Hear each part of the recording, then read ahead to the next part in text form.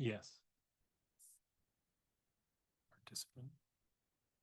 You guys want to do anything before we start? Okay.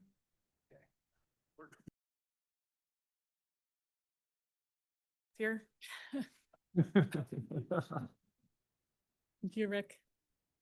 We've been waiting. He didn't hear you. He's like, why is everyone? We're good. All right. It's a little bit early, so it's 3:07. On Tuesday, November 11th, I'm going to call the town council work session to order.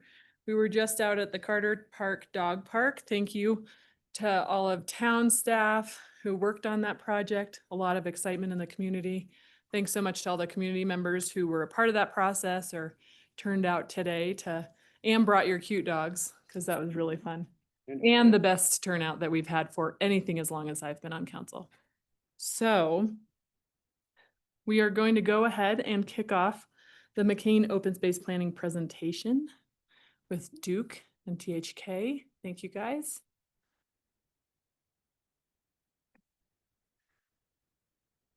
Welcome. Thank you. Good afternoon, Mayor and Council. Quick context, we have Sam and Craig here again from THK to discuss McCain open space design, and also Laura Hickey is joining virtually and she can provide an overview of the public engagement. Just briefly, this is the third round of engagement and their final round. Roughly speaking, that June, August, and November, they've been in front of BOSAC and council and held community meetings and stakeholder groups and stuff. And the contract is set to expire at the end of December. So in your packet, you have the draft of a final concept plan.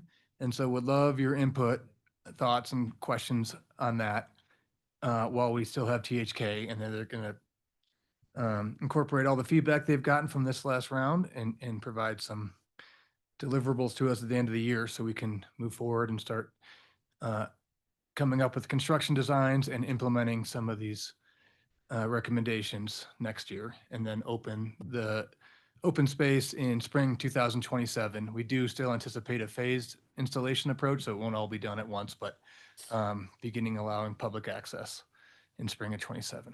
And finally, I understand there's interest in the rec path, and that's a big piece of this, and happy to touch on that and answer any questions, address concerns. I think maybe the best plan for that will be come back at a subsequent meeting with a few options and really dig into it.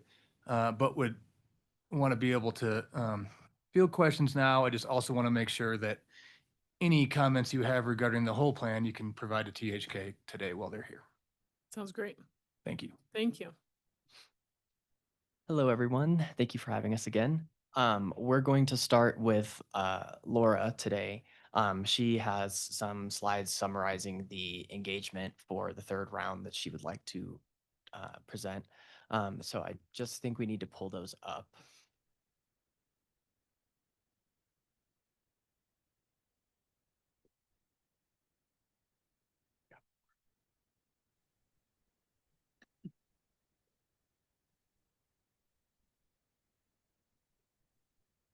Ready? Looks good.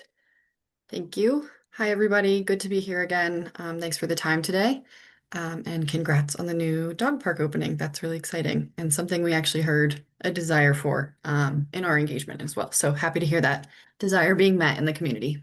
The last time we touched base, I gave you an overview of phase 1 engagement, where we were really focused on hearing what amenities and access the community wanted. What we heard overwhelmingly was from the amenity side, the community was looking to have McCain Open Space incorporate walking, biking, fishing, and just general access to nature, wildlife viewing, scenic viewpoints, things like that.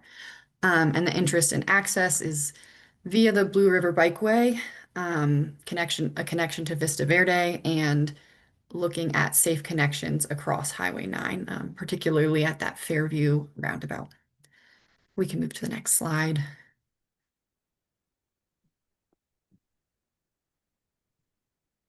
In phase 2, we touched base with you all just after our round of community meetings.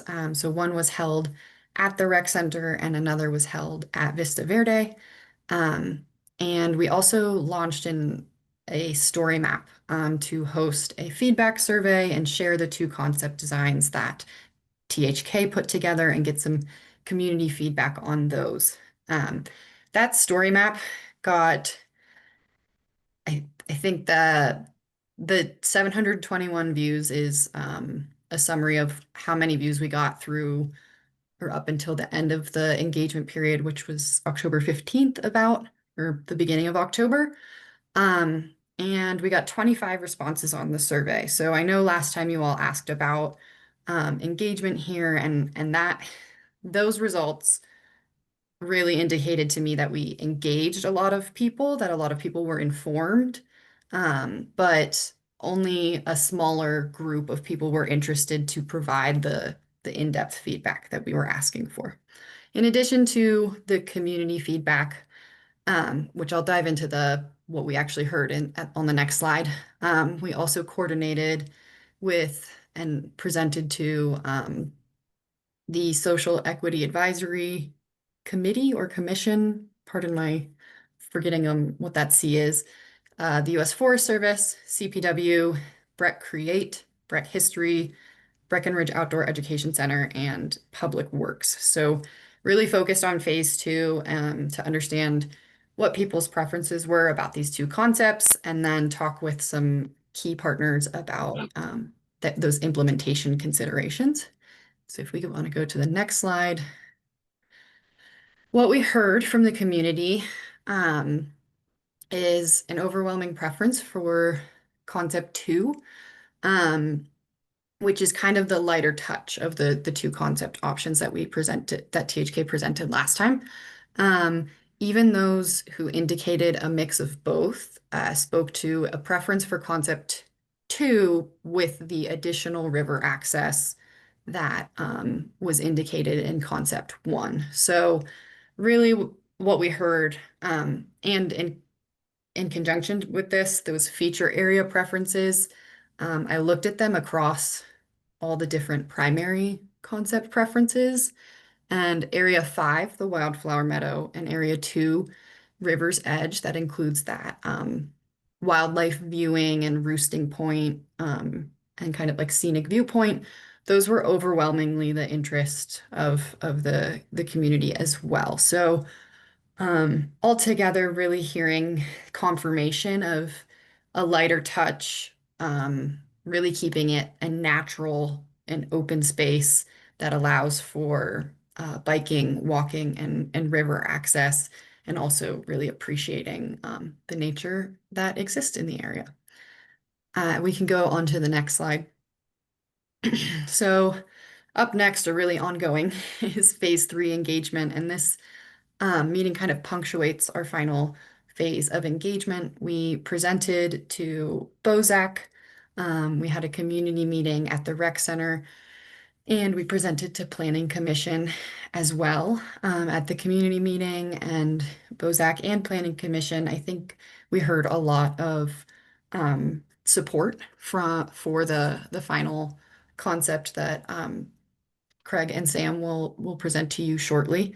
We updated the story map with that information as well, so people can continue to leave comments for a little bit longer here on the question and comment form. But hearing a lot of support and excitement for the plan that they put together. A lot of questions around understanding the path width, kind of the surface type of different trails throughout the space, continued interest in that access to the river, and also ensuring that the space is allowing for wildlife to be moving through and viewed and all of those things. I'm happy to answer any more questions in depth about the engagement, either now or at the end of the presentation, whatever feels right to you all. I think the end of the presentation is great. Okay, then I'll pass it to Sam and Craig. Thank you. We could go to the next slide, please. So what we have on the screen here is our draft final concept plan. It will look very similar to what you've seen before. The main difference here is that we have accommodated some of those other changes that we've heard between the last round and now, as well as ensuring that we are meeting the expectations and requirements of Public Works and their needs for snow storage, and then obviously the city's needs for the skier parking. And so really we leaned into the lighter touch. So what you're seeing here is predominantly soft surface trails, with the only paved trail being the connection between, Coin Valley Road and Vista Verde down through the eastern edge of the open space. And that's really intentional to try to keep it sort of naturalized, and as that's what we heard.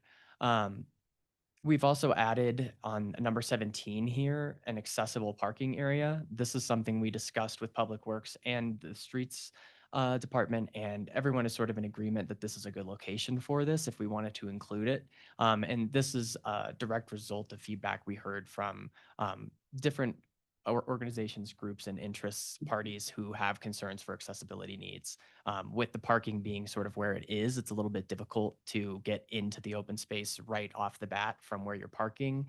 And so we wanted to provide an opportunity to have some parallel parking just off of the road, where a little trailhead would be, to give you more central access into the open space from there. So that's what we're showing sort of at number 17 here. And then in addition to that, just providing a few more connections in the open space itself. So we kind of connected the secondary loop that goes across the top of the open space near some of the nodes, so that we had more circuitous loops for people as well. Do you mind just pulling that mic a little? Oh bit? yeah, sorry. That's all right. Thank you. But yeah, for the most part, nothing has changed in these feature areas, because we heard that, from the public, that what we're programming in these locations are desirable uses. Really, a lot of what we've heard is just wondering why we're not providing access along the entire river corridor. And we've sort of had explanations around that revolve around the river hydrology, and the fact that where we do have program are the areas of the river that are okay with that type of use, because that's where the river deposits all of the sediment naturally. And so it's constantly rebuilding itself, constantly regenerating itself in those locations.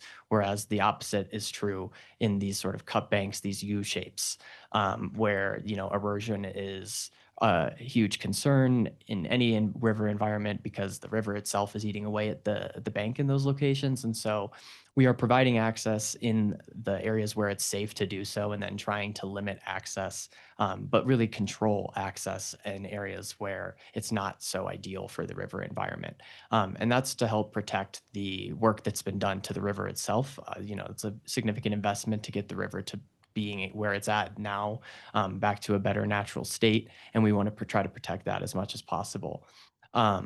So those are the main topics of conversation that have come up over the last couple of rounds of engagement with everyone. And this is sort of where we've ended up. And we're pretty happy with everything, and we're glad to hear the positive feedback from everyone in the community. So really, we're just looking to answer any questions that you guys have on where this has ended up in the final state, so that we can finalize something and put it into a package for you guys. Great. You ready for questions or? Yeah. Questions?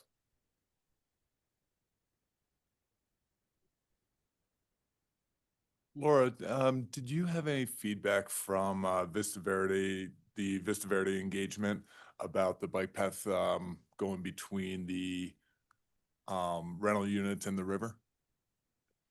So this is I think there's a little bit of concern about the bike path connecting into Vista Verde, because of the high traffic and the speed that the straightaway behind Vista Verde could allow the trail users to get to. But there was interest in having a direct connection from Vista Verde into the open space, whether it is or is not the bike path, was kind of what people were weighing, of wanting to make sure that it's still safe people aren't moving through there too quickly. But definitely interested to have that access to the open space directly from that path. Does that help? I think that's extremely helpful that and correct me if I'm wrong, but it sounds like there's a desire to have connectivity without a ton of traffic, high-speed traffic. Yeah, and I think that was also kind of looped into something we heard from Vista Verde residents and management around parking. And so I think that the apartment complex already experiences limited parking. And so they want to ensure people are also not parking at the apartments to access the path. And it's so yeah, it's really the concern is of traffic and speed given the straightaway. But there is a very high interest to have that connection into the space, the open space. Started that off by saying thank you for doing those engagements and connecting with those residents. And I think that was very worthy and worthwhile to get some feedback there. And Craig and Sam, same, like, thank you for all the time that you've spent in front of BOSAC, in front of all the commissions and committees and getting that feedback. Just kind of in one of our drawings, and without trying to get too far into it, but just while you're still here, it does have the bikeway that exists as a path to be removed. Is that your recommendation, or did you weigh into that at all? I think it might have been more appropriate to say to be considered. Mhm. We have our opinions, but now we're open to whatever the community decides is appropriate in that regard. I wanted to add one solution to be considered moving forward for Vista Verde and the straightaway at the Carson Nature Center, which is in Littleton, Colorado, along the Platte River. I did an apartment community called Aspen Grove. Gosh, it's been 12 years ago now. And we had kind of similar concerns about traffic. And they constructed a roundabout where the access was. And it really calmed the speed of cyclists there. And so that's something that could be, they're really simple. Just put a little 40-foot circle. I think there's room to do it as a calming feature for the through traffic. So that's something just to have on your radar if it becomes more of a problem. It's really effective. You simply can't go fast on a bicycle through them. And I think there'd be real opportunity to look, just like we have to often mitigate cars in urban conditions. There's things that can probably be done. Excellent. I do want to add to that the safety of that Fairview roundabout is really important to the Vista Verde residents as well, given that they have school-age children that are often walking that way as well. So I know in conversations and considerations around the rec path that roundabout is really important. Jay, did you want to share a little bit? I know that some of the BOSAC meeting minutes were in here, but maybe you can just hit on like the highlights from that discussion. Yeah, so from the October 20th meeting, we brought up the bike path as well, knowing that the development of the new bike path that will be aligned with the McCain access road, that width and that will depend on what happens with the bikeway. So there's some tie-in together of saying, okay, well, if the bikeway is going, and let's just call the Highway 9 bike path that exists now the bikeway, and then the new path being the McCain access road bike path. If the bikeway gets decommissioned, then there will be additional pressures on this new McCain access road bike path because of the commuter traffic. We just heard in the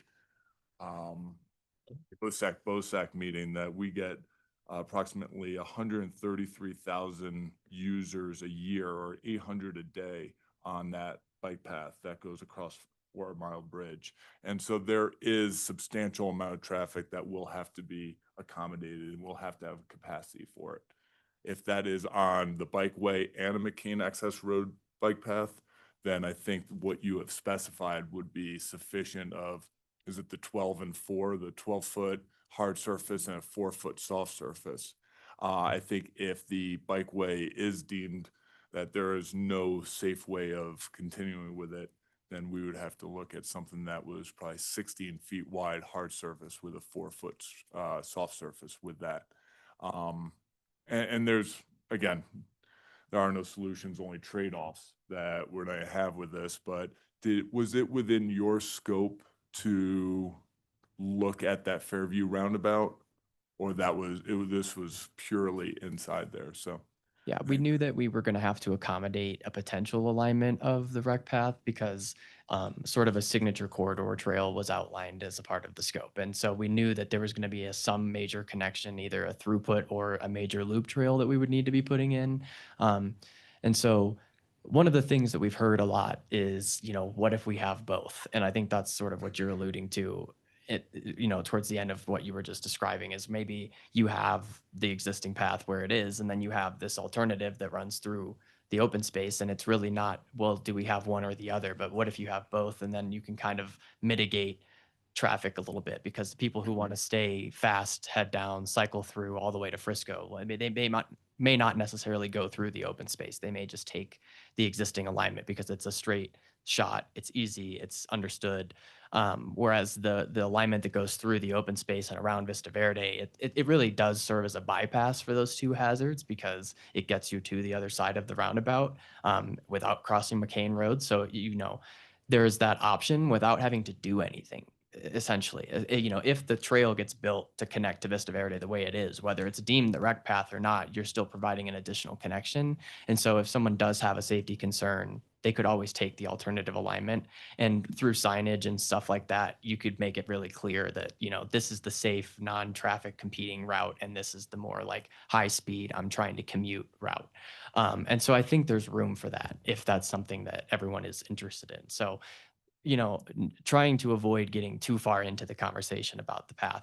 Those are some of the things we've heard. And, I don't think that it has to be one or the other. So our recommendation is kind of that, it's whatever works better and think would work better in the long term. I would recommend as well, in concert, we're thinking about whether you abandon any part of the rec trail, to take a closer look. Are there ways we can make the crossings safer where they are now? At the roundabout, roundabouts are great for cars and they're not so great for pedestrians or bicycles. And we've learned that over a lot of years of doing them. I think one of the things that you might have room to do at the roundabout is to actually move the crossing back, create more separation from the roundabout. Because like we just drove it today, and as you leave the roundabout, there's the trail. And so you don't have any time as a motor vehicle operator to respond to that crossing. And if there's room to move it back so that you've exited the roundabout, and signage and even a flashing crossing or something to make it a safer crossing, that might be better than abandoning the whole trail. Right. So I think those are things you can look at as well. Similarly, where the trail crosses McCain Road, I think there might be things you can do to just make sure it's safer as well. For sure. So there's kind of two questions, right? Is sort of what are the questions from or feedback from council on this final concept plan? And then it sounds like we want to have a little bit of a separate conversation of, does the council want some different options brought on the rec path situation? And that would be in the future. So like, before we get too far into the different concepts, but I think you guys gave us great ideas and staff great ideas for what to look at in the future. And then we just need to know from council is like, do you want to staff to sort of look at some of those options for maintaining the, or I guess like all of the options, the whole spectrum of options from decommissioning all the way through maintaining and providing a different crossing or whatever. So they need feedback on that. But I do have a question on the final concept plan. I'm just curious if you guys are very concerned about really getting good revegetation and growth and how much irrigation there is. I know that you guys said you were going to do minimal, I think, irrigation, but are you worried about how successful the plantings in this location are going to be? So To that first part, no, I don't think we're worried about it. And I think the reason is because we intend, and what we tried to show in the plans, it's kind of hard because it's conceptual. So you're not actually getting into the weeds to be able to determine what will and will not work. But you can make assumptions based off of what has worked. And what we know has worked is the liner that was put in alongside the river that extends quite a ways beyond the banks of the river has done an exceptional job at maintaining the sort of riparian plant material that was put back.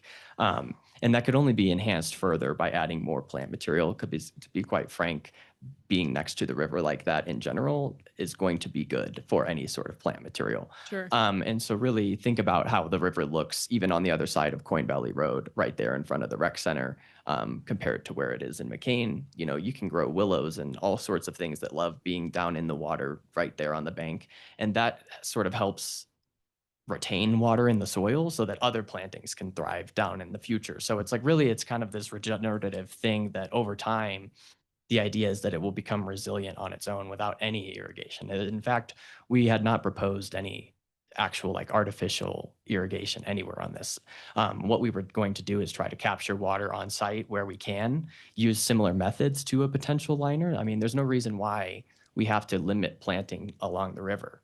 You know, if there's a low spot that we know is a low spot, that if we put a liner in and we get rainfall and it holds the water there, that's another wet spot that you can plant around, right? So there's like different methods and things that we can look at to hold water on the site, and to move water through the site, or to use the river when it decides to overtop, which it will. Get creative with how the river overtops and where we plant material so that when it overtops, the plant material is getting a benefit from that. I think I'm less worried though about the area next to the river, and much more worried like from the path number 11 all the way east. It seems like that area will be very dry. You know, one of the things we've learned in recent years of, there's been much more emphasis on restoring natural areas and trying to preserve the natural landscape, is also going back to some of the traditions of landscape where we focus on how we use the seasons to our advantage. You know, drip irrigation and kind of modern irrigation techniques have made us a bit lazy in certain respects. That we can, a guy that used to work for me had a great graphic. We kind of compared drip irrigation with drip IV when you're in the intensive care unit. That you're doing great as long as that drip's going, but not so great in the ICU if they took your drip IV away from you. It's kind of the same way with landscape. We've kind of learned we cheat the seasons by doing it. So I think if we think about being more seasonal and how we do landscape improvements, definitely things we can do in terms of local rainwater capture, even, you know, funneling areas of surface runoff when we do get rain events where we can direct it to areas and things. There's things we can do, and just using, the other thing is using smaller plant materials, survivability rates are better, and also accepting that we may have greater losses. And so, you know, I've taken the approach on a lot of projects. It's better to plant more smaller things, and because we may not have the same survival rates. But I'm surprised. I think some of the landscape that's been put out there, some of the initial restoration, has actually performed pretty well. You know, maybe somebody's been quick to go out and take the ones out that were lost, but it seems to be, a lot of the planting seems to have established fairly well. So again, there's challenges of not using irrigation. And with native plants, it may even, sometimes it's more affordable to just create an establishment watering regime with a water truck as opposed to spending a lot of money on an irrigation system. And you do a graduated weaning of the water, right? You water it at install, you water 2 days later, you water a week later, you water 2 weeks later, you water at 30 days, and hope for the best from there, rather than spending a lot of money on irrigation systems that are essentially temporary anyway. Yeah. So I think there's things we can do to assure a little better survival rate. And also, like, one thing to note that is kind of difficult with this plan is we tried to depict this plan in a way it's vibrant, just to help understand the different surface materials and different textures and things. But the reality is that it will probably never look like what we're showing on this concept, right? That green, that vibrant. We understand that. Maybe in the spring, you know, when you've got a lot of that surface water, but we're not anticipating trying to plant these massive groves of trees in places that just wouldn't make sense to plant massive groves of trees. And I think it's going to be something that we're going to have to look at on a deeper level once you get to the point where you're talking about putting construction documents together and you have a more like microscopic view as what's happening on the surface to be able to determine what will work where and what won't. But in general, using the things that we do know, the resources we do have to our advantage is kind of what we're hoping to rely on to get the plant material established out here. I'm going to see if I got the name right. Mark Leese, one of your planning commissioners, he had a great idea at the end of our presentation last week about creating a mitigation program for McCain open space, where perhaps you could look at as builders, when you build new homes, you have, I'm assuming you have some mitigation requirements for tree losses that you take out as Thank a you. part of construction, to have an opportunity for those home builders or residents to make that mitigation contribution to the McCain open space, as opposed to trying to find ways to put it necessarily on that particular property. I know in work that we've done in Arvada, Colorado, their mitigation plan allows for you to do off-site mitigation in public parks and other places. I thought that was a great idea to think about considering, because then we can have an ongoing program that there may be new plantings, and even do fundraisers and have companies make, contributions and things like that. So it's an ongoing thing, reestablishing the landscape out there. Which would kind of align with the overall goal of stewardship for the open space. That was one of the pillars of the master plan, the open space master plan. And that's one of the hallmarks that we've sort of built this plan around, this design concept around, the idea of being a steward to the land, and really like, how do we educate and inform visitors of the space to that? And so having like this sort of tree mitigation program is like an ongoing stewardship effort for maintaining the open space. And, any plant material die off that you might have would become a little bit less of a concern if you had something like that, where every year there's, groups of people going out there and reinvigorating but I do believe that over time, eventually with the proper care and maintenance, that this will become a resilient standalone landscape without needing, a constant support from, human intervention to keep it that way. Great. Other questions? Um, You guys, if you don't mind just pulling your mics up, we have a bunch of people online who are just listening in, and it's really hard to hear. You guys, I know we talked about this and, but I just wanted to be sure. Have you, reached out and consulted with any fishing guides or fishing shops, to ensure that we have adequate access to the river for anglers? So We might ask Laura to pipe in on that, but I know that we met, and I'm going to say his name was Tim, is one of the outfitters here in town. He came to one of our original meetings a and couple times. talked a lot about access to the river, and of course, as he told us, serious fishermen, they're in the river Yeah. and most of the time. Exactly. But they're more than anything, they're just anxious to be out there because they Yeah, know they that are. they know the fish are actually doing pretty well out there. Yeah. So. But one of the other things, just to add to that we've heard is, for one, that they've been very active at our public engagement meetings with the community. We've had plenty of people that have shown up. We actually even had a representative from CPW that showed up at our most recent engagement event. So we're getting feedback from the public, but also these entities, the people that have just decided to show up. So that's been really helpful. One of the things that you might recall from the first of the two concepts we showed on the preliminary side of things is that we had sort of these smaller connections between the river access nodes.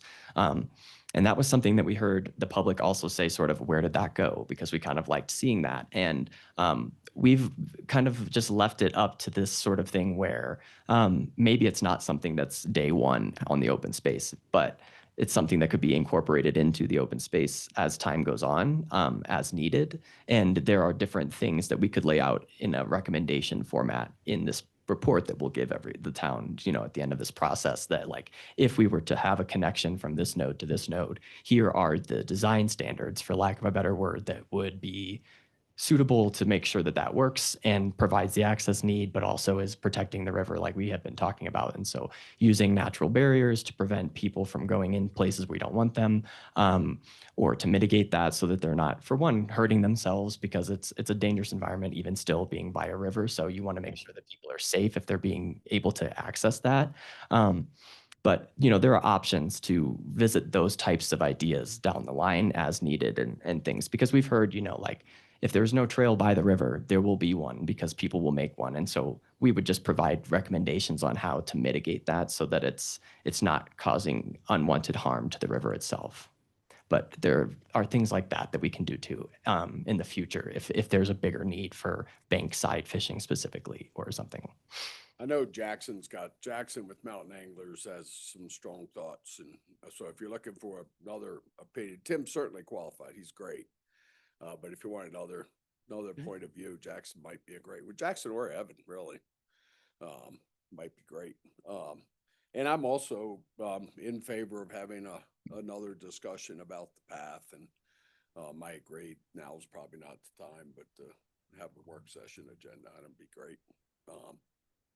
Yeah, I think we're making good progress. The, only other thing, I had was just berms, it's just, really screening, the open space from the industrial, semi-industrial parking, snow storage areas.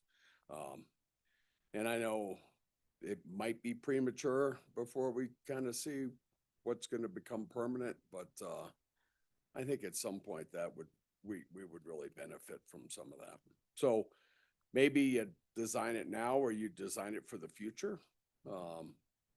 So I've heard the parking referred to as temporary. I'm not sure I understand why, but I hope it is. So if that's going to move or change or something, I'm not sure if the berms are phased or even being considered, but I'd sure like to see them. I think it's, we have to remember this is the master plan and it's really to give us guidance and not a final thing. I tell you, another thing we saw as we were out there today, even with the temporary parking they've constructed, they did build some of the berms. And I think they're Yeah. good, of a good height, they're 6 or 8 feet. And I think continuing to look for opportunities to do that, to create that visual separation, Yeah. that works really well. Yeah, And so with they've some already- plantings and Right. things would be great. So you can see the impact of those already. So For I think sure. if we keep looking at that, keep the grades subtle so they don't look like the tailing piles, right? We want them to at least feel like they're Yeah. nature. But I was impressed by that even with the temporary parking, they've done some of that to screen it from Vista Verde and other locations. Great. And I think you can continue to look at some of that, like you say, for some of the other public works areas. Yeah. As I it wouldn't be evolves. afraid to have it pay, for future phases kind of Yeah. design work. So that'd be great. Thanks. Yeah, I think great work overall and certainly support looking at the, kind of a second route there for the bikeway and kind of more of a commuter route. I think that'll be time well spent down the road. And then hopefully lumped into that analysis and assessment. I keep looking at the McCain Road really bisecting quite a expansive parcel. And to me, there's fairly significant amount of land between McCain Road and Highway 9, and hopefully as part of that secondary look down the road, and as the parking lot figures out kind of the pros and cons of that and how it's working, as well as how storage is going for snow, and then kind of certainly future requirements for public works. Like, is there a way to optimize that land between McCain Road and Highway 9 and efficiently use that? And then is there an opportunity there to maybe even regain, kind of tied into the temporary lens on the parking, like even small chunks of some of that? Because certainly the snow storage and the parking, just, it's a big presence there in that big valley. And those are certainly important requirements. But at the moment, to me, it seems like the McCain Road to Highway 9 chunk, we want to, Breck History wants to protect the dredge rocks there. But yeah, is there a way to optimize that land that is, in my opinion, a little lesser valued open space? So yeah, some optimization down the road to maximize the main McCain chunk. Thanks for your work. And I think the community did get a chance to weigh in on what they wanted to see there. This proposal is what I expected to see. It's what I wanted to see. The soft pathways that are going to be impervious to the overflows when they happen, they'll survive that. I think we have another discussion to have about the bikeway and figure out the best way to use what we have with what we want.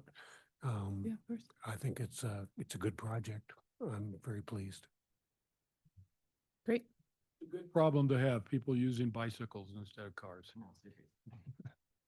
That we talked about on October 20th was perhaps talking about the high school track team and runners was to have a soft surface lining the hard surface for larger loops. Mhm. Was that something that you guys looked into at all? Is that an option to include?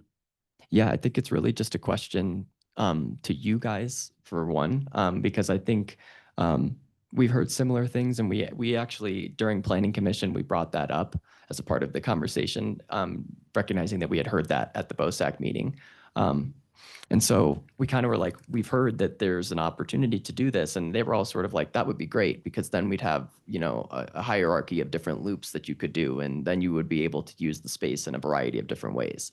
And so, you know, I think it's as simple as just saying, yes, let's put a soft surface around that part of the trail, because it would create a loop all the way up over to the sort of leg that extends beyond the parking lot of the open space. And so you could sort of have this smaller loop on the left and then this larger loop around the right. Even if that larger loop goes around some stuff that isn't inherently open space, it's still a loop, and it's still going to be plenty wide enough that, you know, you can have multiple users of different interfaces and types being on those trails. And I think adding the soft surface just makes it that much easier, as long as there's room to do so. You know, I know there was a dedicated right of way or a chunk of the right of way that was set aside for any potential path or trail alignment along McCain Road. So you just have to look at how much space you have. But I feel like if it's something that the community desires, if it's something that council desires, that's definitely a possibility. Runners love it. We did one, it's been several years ago with a co-grant in Wash Park in Denver. I live about 4 blocks away from there. And it's been a huge success. People love it. It's about a 2.5 mile loop. I don't know if we can get 2.5 miles, but we can probably get a mile pretty easily. And runners love it. Soft service. At the October community meeting, that actually was like a community member question as well, is will Right. there be the ability to do the loop around the parking lot as well? Another thought idea anyway, down the same line, I know Aspen has a campus of their middle school and high school together, so it's quite a large campus. They have a Nordic track around. I mean, a soft surface for cross country during the summer. And then they actually set track during the winter, and it's a Nordic track around. They also have a lift coming in from the Highlands. Duke, you've talked about that in terms of what winter maintenance. Just thoughts. Yeah, Ideas. and we have flexibility in the winter. You know, we can groom. We intend to connect this as part of the groom connection over to Frisco, but we don't necessarily have to follow the bare ground alignment with our groomed alignment. So we can kind of experiment with that. One concern of paralleling McCain Road in front of snow storage and the skier parking is all the winter use there, but we could go behind it closer to the river and groom the connection there. Yeah. Anyway, we have options. All right. Just an idea. So I think that it sounds like everybody's supportive of this final concept, and a couple of comments came out of that, but not too much. And then we'll talk about the bike path in a future work session. Sound good? Thank you guys. Thank you for your time. This has been a lot of fun. Thanks especially for all the public involvement. I think you guys did a great job. Thank you, Laura. Thank you so much. Happy to help, and you have a great community up there. That was We do. do. Great to engage. Yeah. We need some snow. Thank you, guys. All right, moving on to Planning Commission decisions. They had a good conversation in there. Congratulations to Susan and Elaine for the new chair and vice chair. Yes. Who is? Susan Proper is the new chair. Cool. And Elaine Gort's the new vice chair. Well done to both of you. We're going to move on to legislative review, the noise ordinance amendment, second reading. Keely. Good afternoon, Council. This is the second reading of proposed amendments to the noise ordinance that are driven by changes in state law at both the legislature level and the Colorado Supreme Court. We have gone over this before. Nothing has changed between first reading and second reading, but I will take any questions. Any? Okay. Thank you. Easy. I guess I do have one question. Did we reach out to anyone that this would impact? I know that you said there aren't many people, but I guess I'm just wondering, like, does Vale Resorts need to know this or? They haven't had a variance from our noise ordinance, Ah, so I don't, so you, yeah. okay, that's how you determined whether people would be impacted. Okay, Yeah. that makes sense. Yeah. Thank you. Yeah. Comcast head end facility lease second reading. Chris.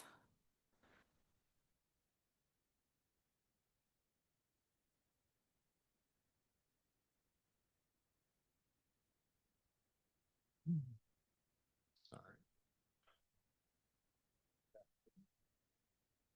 You hear me? Is that okay? Just Okay. make it as tricky as possible. I'm here presenting for the second reading for the renewal of a 10-year lease with Comcast Communications for a 850 square foot head-end facility at 524 Wellington Road. The renewal has a rent increase from 3,300 to 5,700 per month with 5% annual escalations. Staff's recommendation is that you approve this on second reading. I'm available for any questions. Thank you. Anything?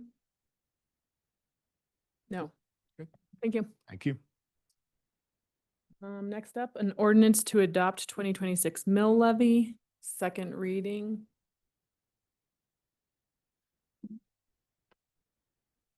Mayor and council, before you have as a second reading of the ordinance to adopt the 2026 mill levy, which is set at 5.07 mils. This has not changed since 2014.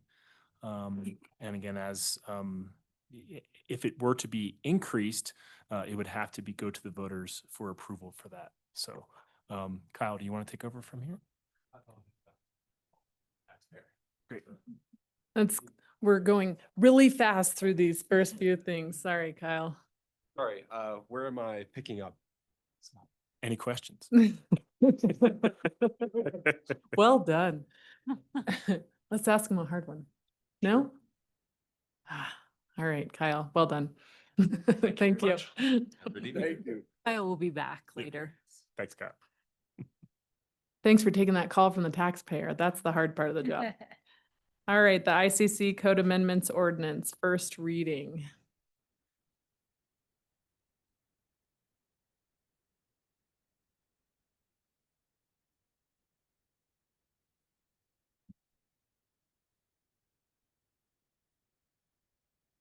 Just come right on, Jay.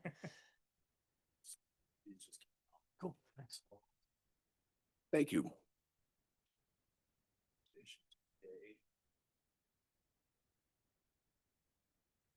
As handouts, welcome to the School of Philip. There will be a quiz. So Philip's giving us a handout. Do we have anything to show? Everybody online? Okay. Carol, I'll send you a whole picture of it. Well, I'll kick it off while you're doing that, Kelly. Hi, Mayor Owens and Town Council members. And for those of you listening online, I'm Rick Fout, Chief Building Official, Town of Breckenridge Building Division. Thank you all for your time today. Well, I'll keep it short. We are here at this work session on the first reading to readopt/adopt the 2024 ICC's Library of Codes plus, I'll call it. Yep, the 6-year building codes readoption cycle is back upon us, sort of like those annoying cicadas have that loud reemerging similar cycle in their DNA. And so, you know, our position has not changed. We are ready to move forward as is and as presented last time we appeared here 2 weeks ago. But we do realize there has been some opposition voiced to you about that, kind of why I referenced those loud chirping cicada cycles earlier. Just kidding. And obviously, we will leave final decisions to all of you as it should be. Now here's Philip Sweat, our Deputy Building Official, with a few more thoughts on that before we turn it over to any of your comments and questions. Thanks again, everybody. Thanks, Rick. Good afternoon, Mayor and Council. On the agenda tonight for first reading is Council Bill number 21, Series 2025 for your consideration. This bill is our proposed 2024 ICC Library of iCodes with amendments. During our last work session, we outlined the important changes and identified their significance. There are two of these important changes I would like to bring to your attention as they have become a hot topic, pun intended, with the Summit County Builders Association. The first proposed amendment is the square footage reduction from 6,000 square feet to 4,500 square feet for residential sprinkler systems to align with Red, White, and Blue's IFC proposed amendments. The second proposed amendment is the adoption of the Colorado Wildfire Resiliency Code. We have amended the Resiliency Code to align with the proposed development code regarding allowed materials under Policy 5R and guidance on contributing historic structures. The Planning Division has had 2 work sessions with the Planning Commission and is scheduled to appear at Town Council on November 25th to present recommendations. There are several important points I'd like to make. For the Resiliency Code, this is a state mandated code and must be adopted by April 1st, 2026. The Summit County Builders Association has questioned that this code is being adopted prematurely. Several points they made that I think we've addressed. One is to conduct ground truthing of wildland urban interface maps to confirm real risk areas. On the state wildfire map, all of the areas that immediately surround and interface Breckenridge are defined as moderate to high fire intensity. In working with Red, White, and Blue, staff has determined the best course of action would be to define the boundaries within the town that are not defined as high should be defined as moderate. Additionally, as a relief measure, any applicant will have the ability to request a site-specific review if they feel they're in a lower fire classification. This is the proposed amendment 8115.304.2.3. A second one is to evaluate approved materials and a path forward that ensures builders have access to and a clear understanding of approved building materials.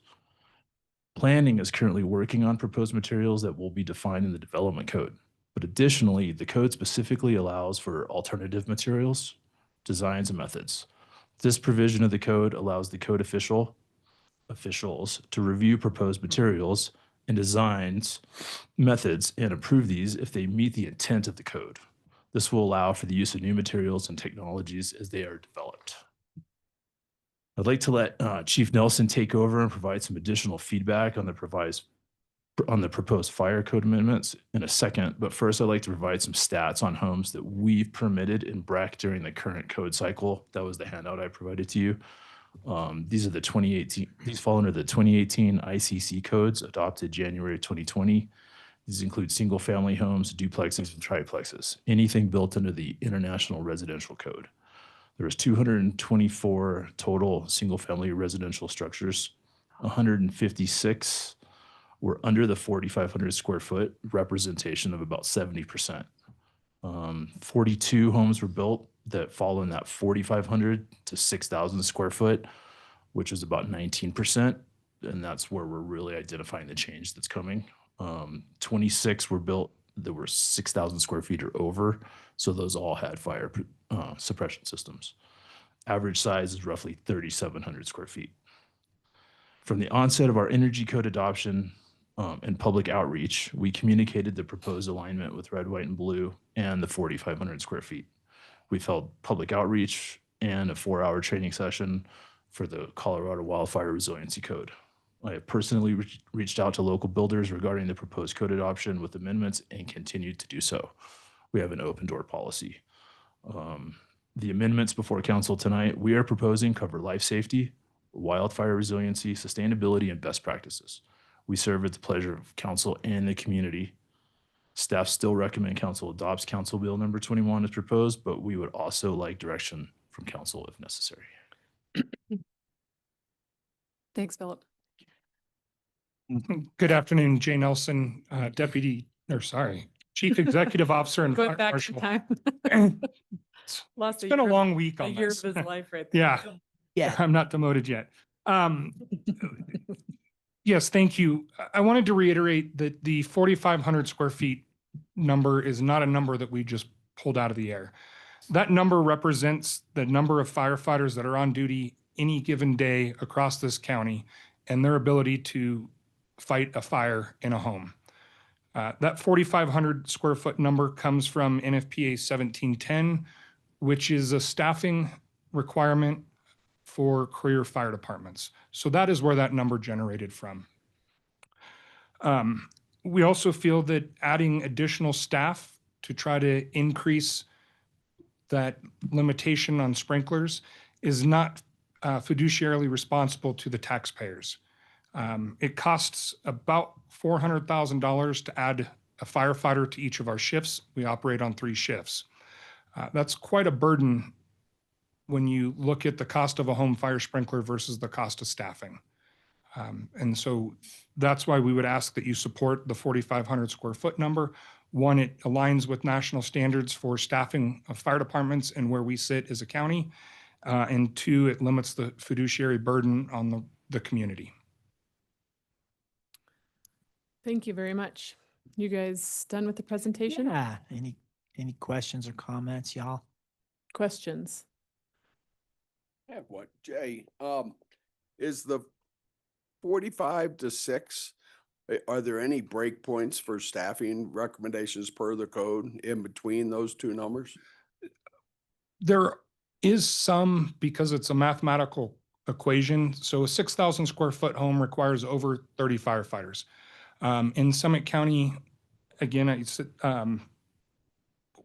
in Summit County, we have 27 firefighters on duty. I apologize, at any given time. But we also know that 80% of the time we have more than one incident going on across this county. So that limits that number. And that's what really gets us back to that 4,500 square feet. Got it. Thank you. Other questions? As far as duplexes are treated differently, can you explain why?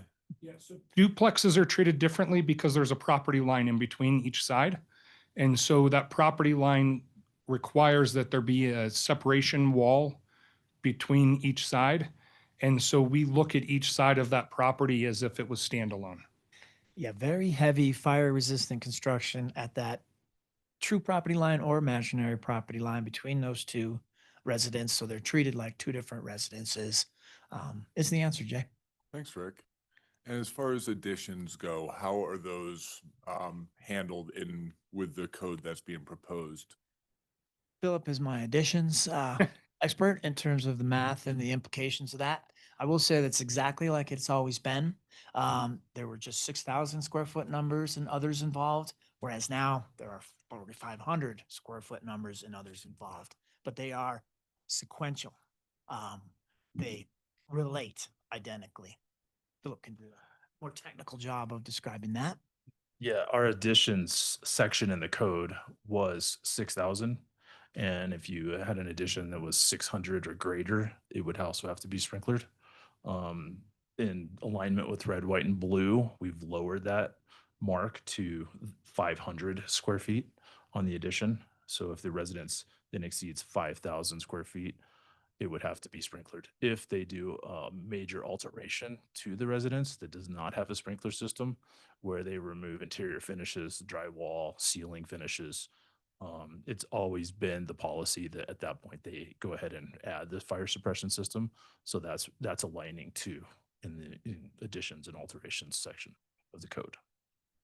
Jay and everybody else, so you know, the 3 of us are working on sort of commentary on describing and explaining that, sort of a read between the lines, because yeah, that's in very much codese.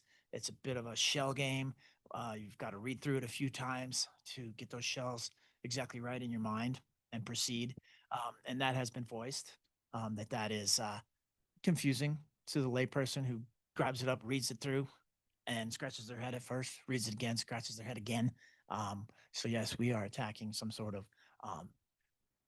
stand aside commentary. That's a common thing in codes, is that there is the code, and then below it, the layman's terms commentary with even sketches and drawings. There's a whole code book. Each of them have it, a code and commentary type book. So we are kind of springboarding off of that and trying to create, a cheat sheet, call it, to put it simply, on deciphering the additions and remodels and sprinkler implications. And G, to that point, I would add, we met with the Summit County Builders Association last Wednesday.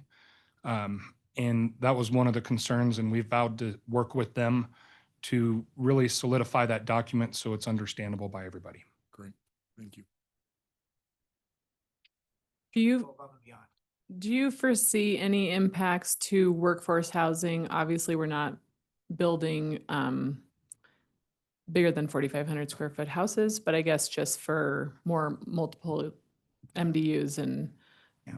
is that the same as like a duplex? No impact on the smaller single family and duplex and townhome and even ADU, which is a big thing common to consider as workforce housing option. And in terms of the larger workforce housing apartment type buildings, they would have always been sprinkled Okay, forever and always, and will continue to be. So great. in a way, not affected there. And then are there any commercial impacts from this code? There's 14 code amendment changes for commercial properties. None of the sprinkler requirements change other than mercantile buildings. And that's catching those buildings up to the 6,000 square feet. They were missed in the last code cycles. Great, thank you for that. Any other questions? All right, May, can Carol make comments? Is she on as a panelist? She should be able to, yeah. Oh, you want to try to unmute and make some comments on on. this? Okay, Can you great. hear me? Yep. Yeah, so first, thanks to Philip, Rick, and Jay for presenting this. I mean, we've all mentioned the extensive public outreach they've done, so I appreciate that and their efforts to continue to outreach and simplify some of those more complicated parts. So I fully support this, especially the reduction in square footage for the sprinkler system. I mean, I think Philip and Jay, you laid it out well. This is for the community benefit, fire safety, reducing the burden on our first responders. So I absolutely supportive. I know we all do think twice when it's an added financial burden on home builders, but I think the public benefit outweighs that. I'll add, as I always try to do in these discussions, the insurance concern. It's getting tougher, and this could help. Thank you. Who wants to go next? Any other comments, or we don't all have to comment if you support it or? I asked my questions the last time and they were all clearly answered, and I support the changes. Great. Anything else? Good. Yeah, I'll just add that I did speak with some builders in our community, and the overwhelming response was positive towards this, and the fact that for insurance, for safety, and just for the overall good of the building community, that it is beneficial. So I appreciate your outreach and what you've done, and I've heard very positive remarks. Did you hear that its cost has come down and it's become easier as well to fire sprinkler? I wonder. That was not one of the comments. Okay, because we reached out, Philip attacked that to a lot of our frequent flyers and heard some good stuff too, Jay, like you did. Great. Supportive. Okay, I think we're ready for first reading tonight. So thank you guys very much for all the work. Thank you. Thank you.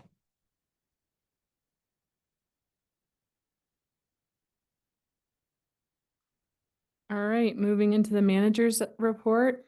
Are you doing our public projects update today, Krista? Yeah, Shannon is out of town, so you've got me. You're on a roll from the dog park. Yes, thank you. Keep it going. Just a couple of quick updates to the public projects memo. So Broken Lance, we're hoping to complete construction this week. So that will be a wonderful new road out there. So, and then on the dog park, thanks again for coming out there. That was such a great turnout. Really great to see you all there.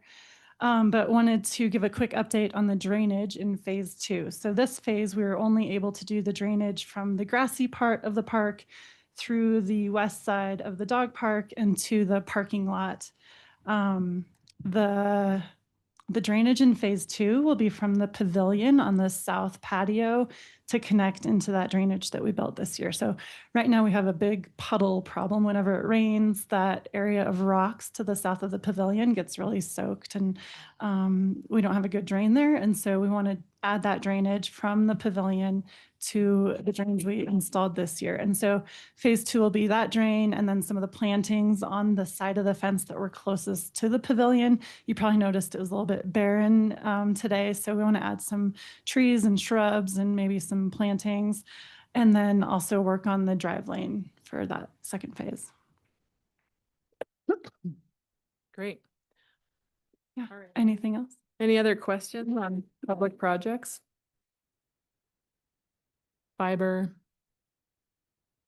Oh, e-bikes are in the next one. No? All right. Okay. Thank you very much. Yeah, that turned out amazing. Mobility. Welcome, guys.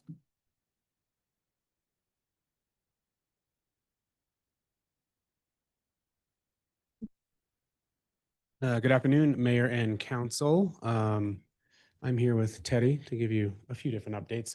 I did want to add one update that's not in your packet. Last week at the BTO Winter Kickoff, we spoke about parking. Julia did a great job speaking about parking for me in my absence.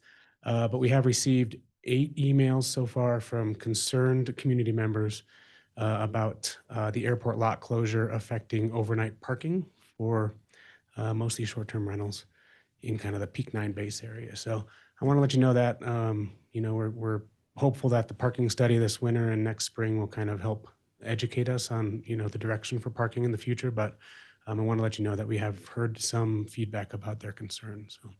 And that's standard size overnight parking? Correct. Not Yeah. oversized. Passenger vehicles is what we call that. Passenger. Yep. Okay. Otherwise, my big thing for the evening would be the oversized parking. I have to get my brain back in the right mode. I wanted to get your feedback. We've also been kind of working on an alternate option if you are not supportive of the cost for snow removal. So happy to take feedback now, or I can give you kind of what we've been working on the last 24 hours as an option. What? Probably be good to have the second option. Yeah, Think great. about both. May as well talk about it all at once. Perfect.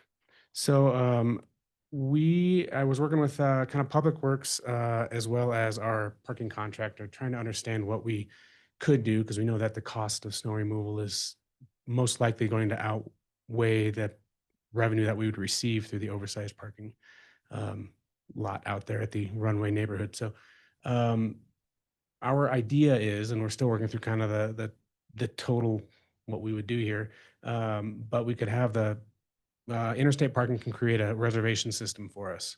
This reservation system would allow myself or somebody in the parking team to approve when a shuttle bus is coming or a charter bus is coming, and we can more or less know when these vehicles are going to arrive. Like we said, it's probably going to be 1 or 2 a month at most. With that, we can beg our amazing Public Works team to go out to the lot and help us remove snow with their large equipment, costing us very little money, just fuel to do it and some labor to do that. Just for those few off times that we would see these large vehicles come in with ski clubs and senior groups that are looking for parking. So we have that. We haven't fully baked the idea. It's only been in the works for 24 hours, but we're pretty confident. Interstate has the ability to do this with their system. It's really just a matter of the demand on our Public Works team if we can do that. So that is an alternate idea. Still in the same location. If you look out there now, it's physically there with the Jersey barriers around it. So that is the idea. Happy to take questions or feedback. Did you evaluate other locations that for just those, since it's only 1 or 2, maybe 3 vehicles? Yeah, we did. We kind of considered the idea of the Golden Run Nordic Center. We just don't feel like it's a great place to go put large vehicles. They have, while it's never incredibly busy there except for their special events, we just feel like a large bus sitting out there is going to become problematic, as well as removing snow around those vehicles, those large vehicles out there in that lot is going to be difficult. So Okay. Questions, comments? Matt, did you, you stated that this area would be up to 15 overnight parking spaces. If we were looking to maybe solve, two problems with oversized overnight vehicles as well as just overnight vehicles in that area, to increase revenue for to offset those expenses, as well as, create some additional overnight parking. Would we be able to fit more than 15 vehicles if we wanted to, or is that the capacity of It- that area? It becomes very difficult to add in two different user groups in there. That 15 is really 15 oversized vehicles. We wouldn't really get additional passenger vehicles in there because they're, the longer vehicles just fit in there differently. We'd have to remove more snow, which then becomes more cost. So I don't think we're going to end up offsetting our costs with any revenue out there.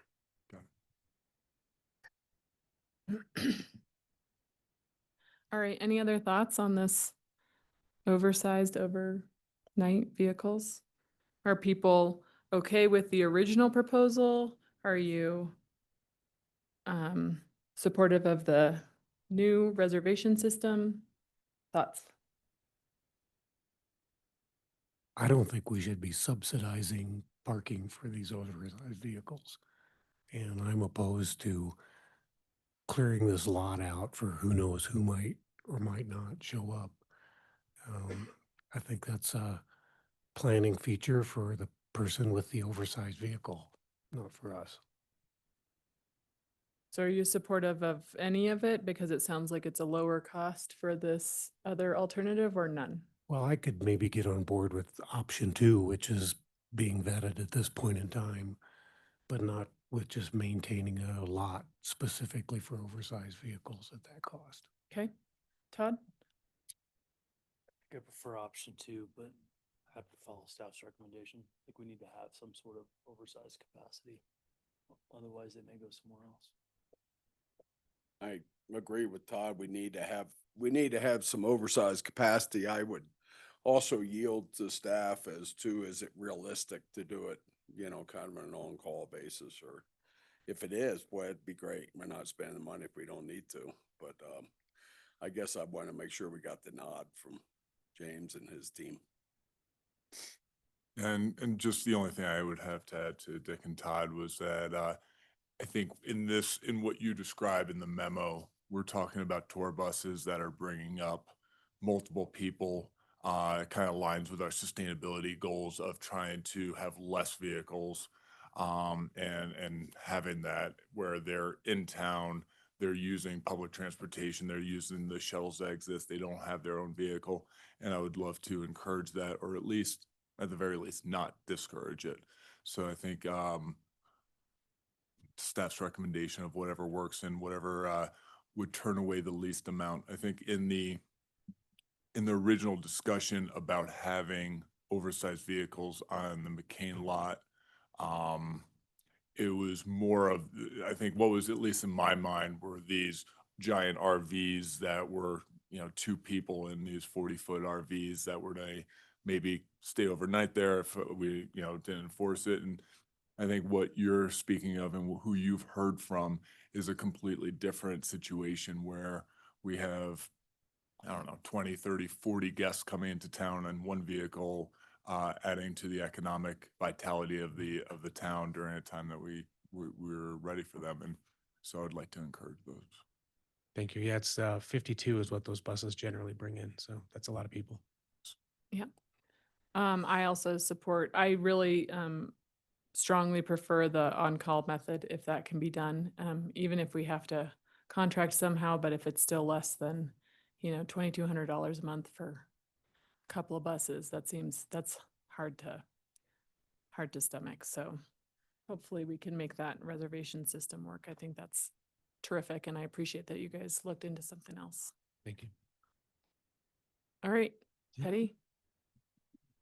Okay, switching over to bike share, I'm here to kind of give you all a quick recap of our 2025 Breck E-Ride season, and then kind of switch over to some discussion around planning for the future.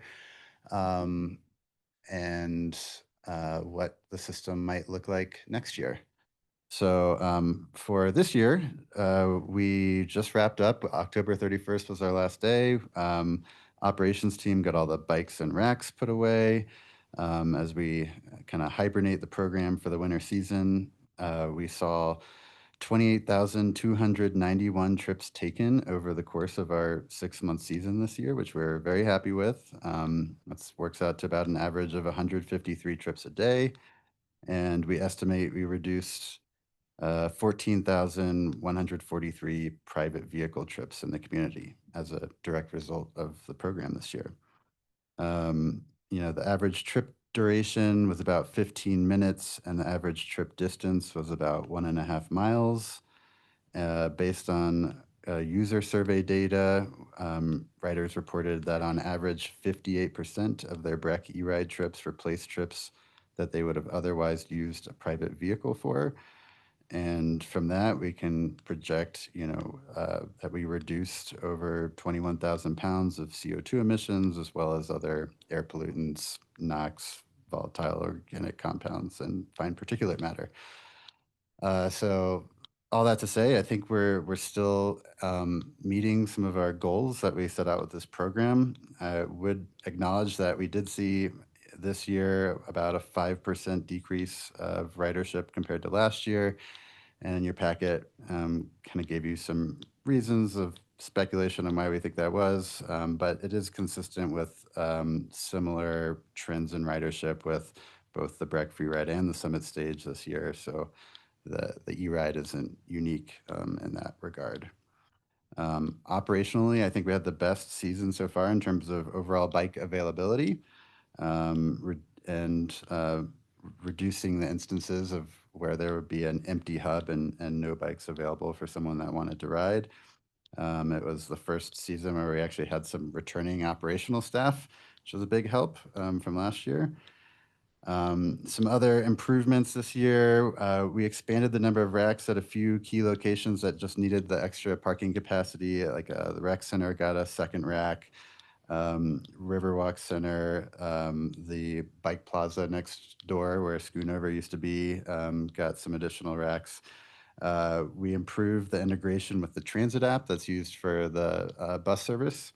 So as people are checking the transit app to see the real-time locations of the bus, they can also see all of our hub locations as well as the number of bikes that are there at each of them. And by far the people's favorite improvement this year was our 45 new bikes had fold-out cup holders on the baskets. So surprisingly, we got a lot of great positive feedback on that. And then in your packet, there's a bunch of other interesting data around the user survey responses, ridership graph, hub utilization, financials. But in the interest of time, I was going to kind of skip through that to go straight to a discussion around our system planning for next year. Unless you have any questions on anything that I just said so far. Great.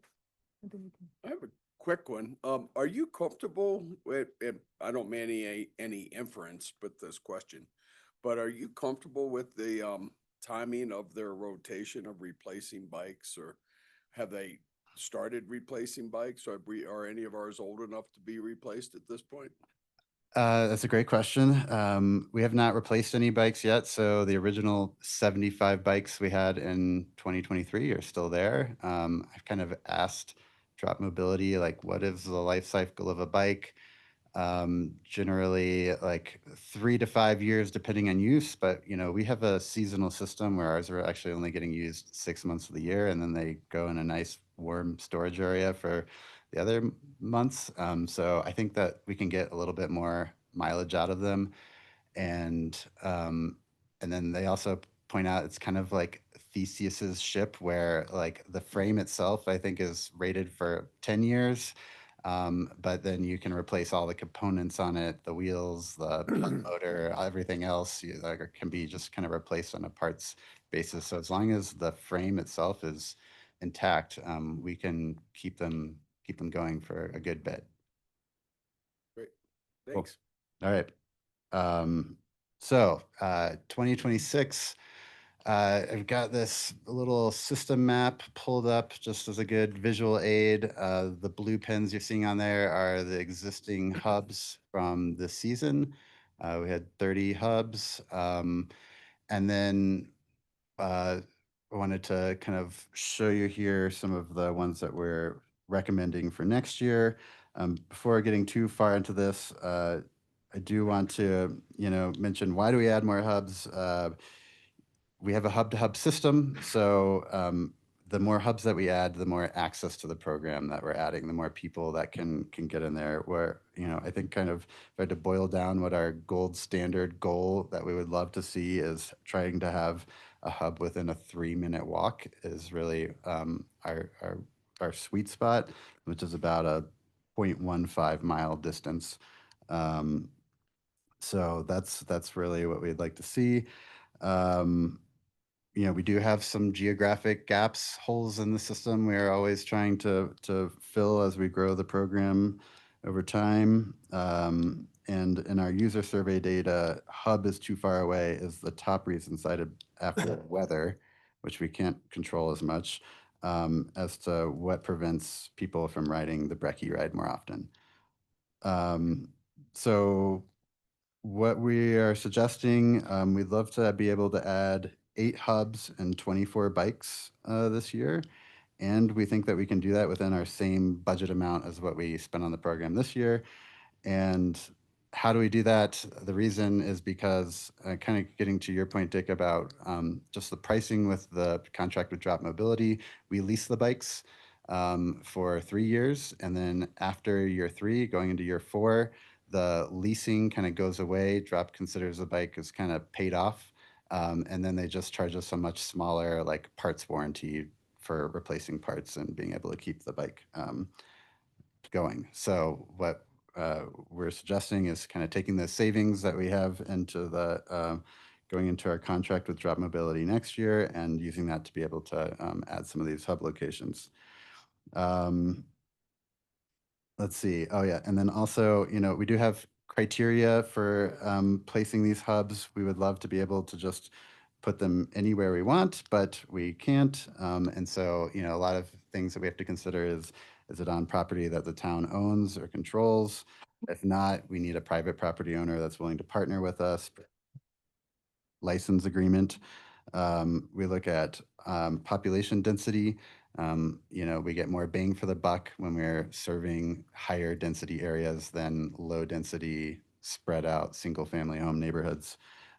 We've always, since the beginning, prioritized workforce housing locations, and I think we actually are serving the vast majority of them so far. So we're really proud of that so far. And other popular, key, important community destinations, things like the library, the post office, the grocery store, the rec center, all these things that our locals are regularly going to and visiting for. We consider about safety, access for the bikes to get in and out of the hub, and the infrastructure that surrounds it being in a good place. We need to be able to access it with our operations van. We need a flat space to place the rack on, about the similar footprint to a single parking space for a single rack. Yeah, all right, now I'll start going in here. So I did break it out into, of the expansion hub recommendations, kind of a tier 1. These are the ones that staff kind of felt most strongly about, and going through those, it's the Ski and Racket Club by the bus stop. We actually added this one towards the tail end of this season, like the last 7 weeks of the program. We just had a lot of community outreach requesting a hub, and we had the ability with the number of bikes we had this season to try it out without impacting the service. So we did kind of pilot that out, and we would like to continue that one into next year. The other ones listed over here are over in the Highlands Riverfront development. There's a big multifamily workforce housing development going in kind of right in this general area. It's hard because Google Maps isn't updated in this image, but there's a great deal of workforce housing going in there, multifamily. I believe it's called Miller Flats.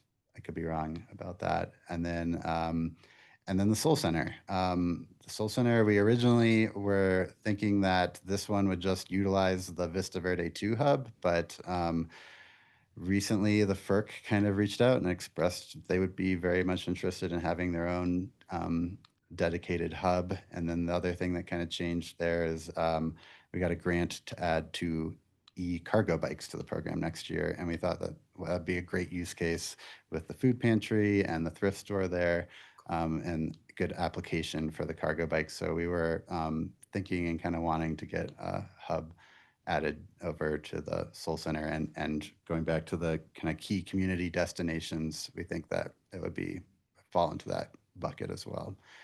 And then other ones we're adding, zooming out here, I'll just kind of go north to south. We've got the golf course, chatted with Grant on the phone. He was supportive. He said that their staff has really appreciated the new bus service that goes out there, and could see definitely staff.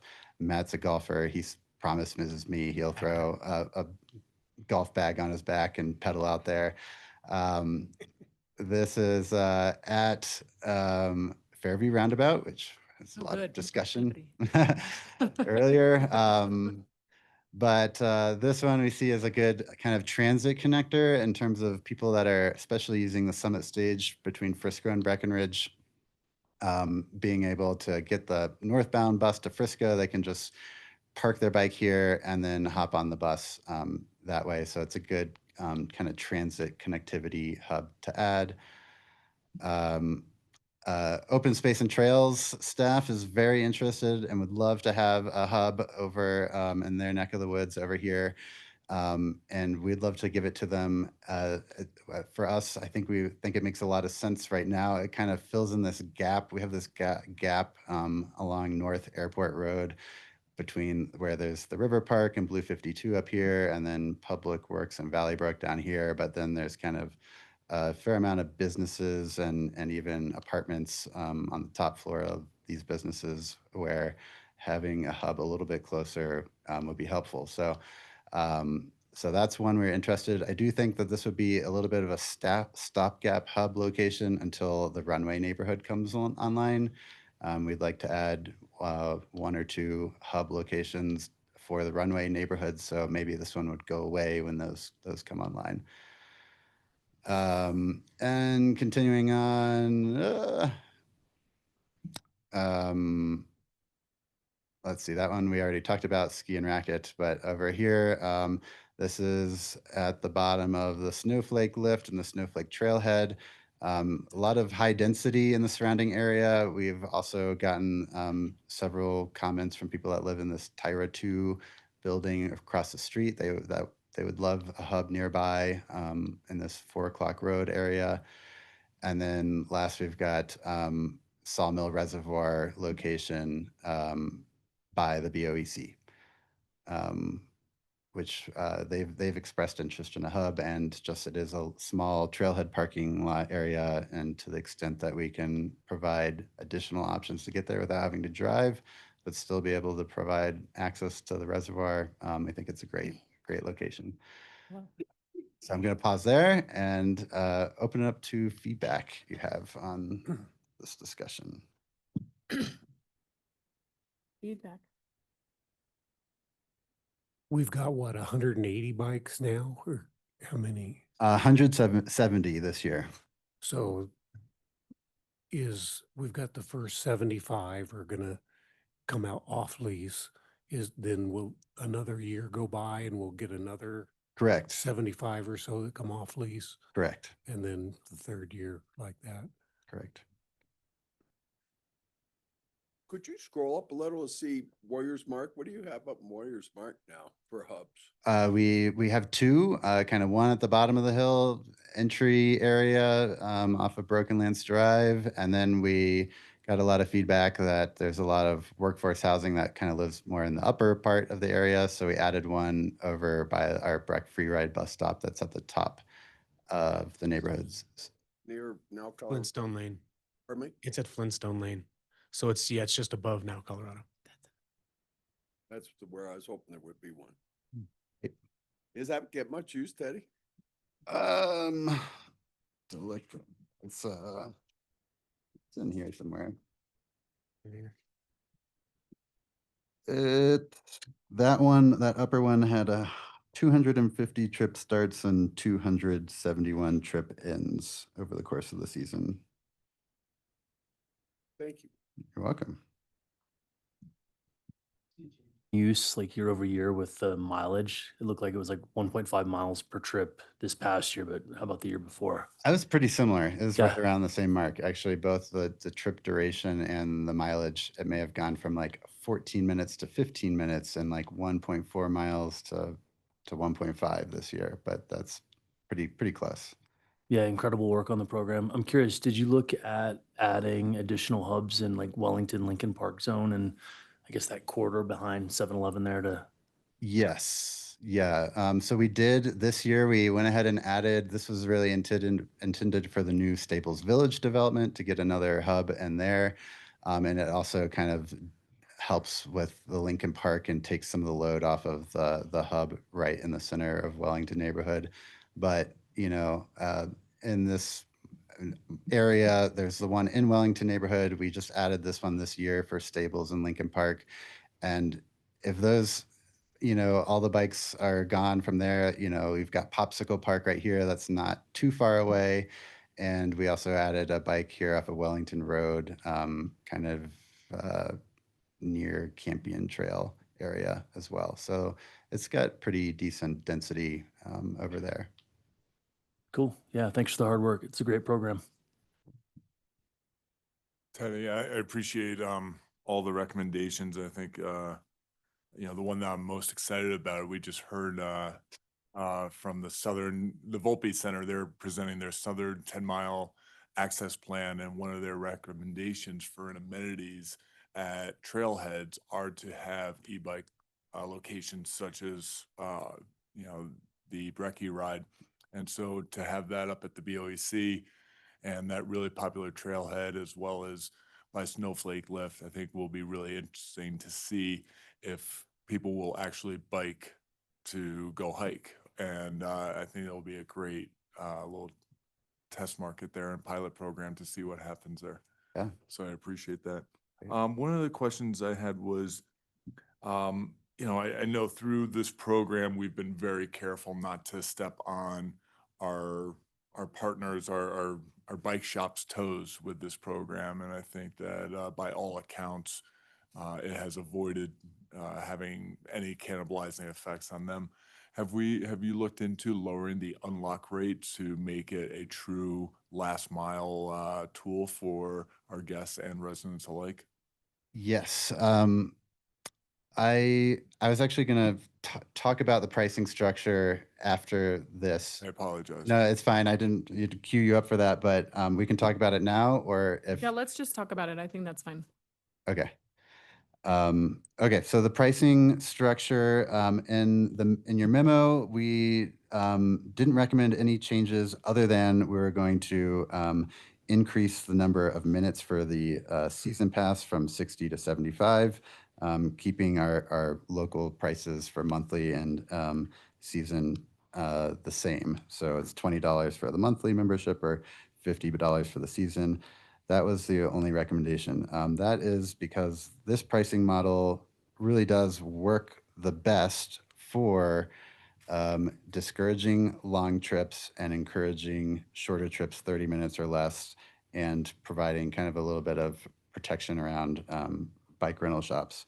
That said, we're happy to look at the pricing and consider changes, and I do have some options to throw your way for consideration if that is the direction council would like to go.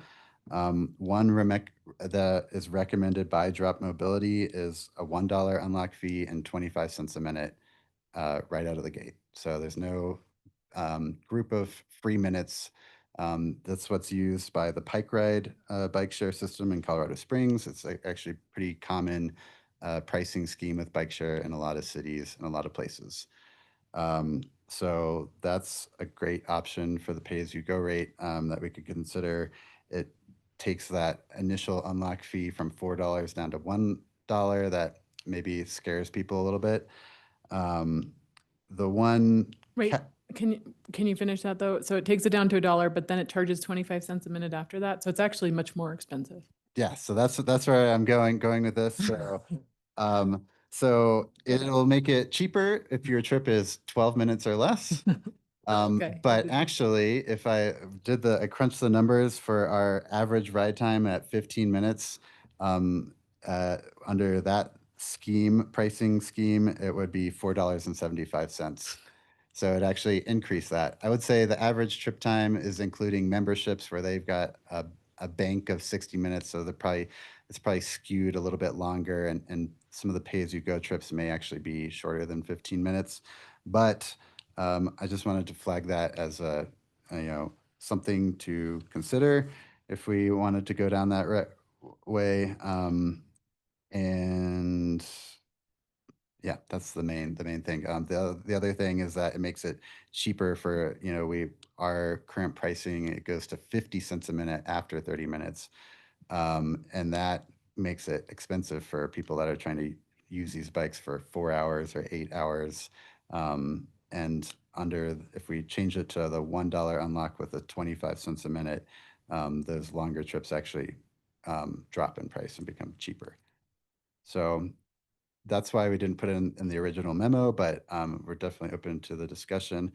Another option to throw out there is the monthly and season pass options. We could open those up to anyone instead of locals only.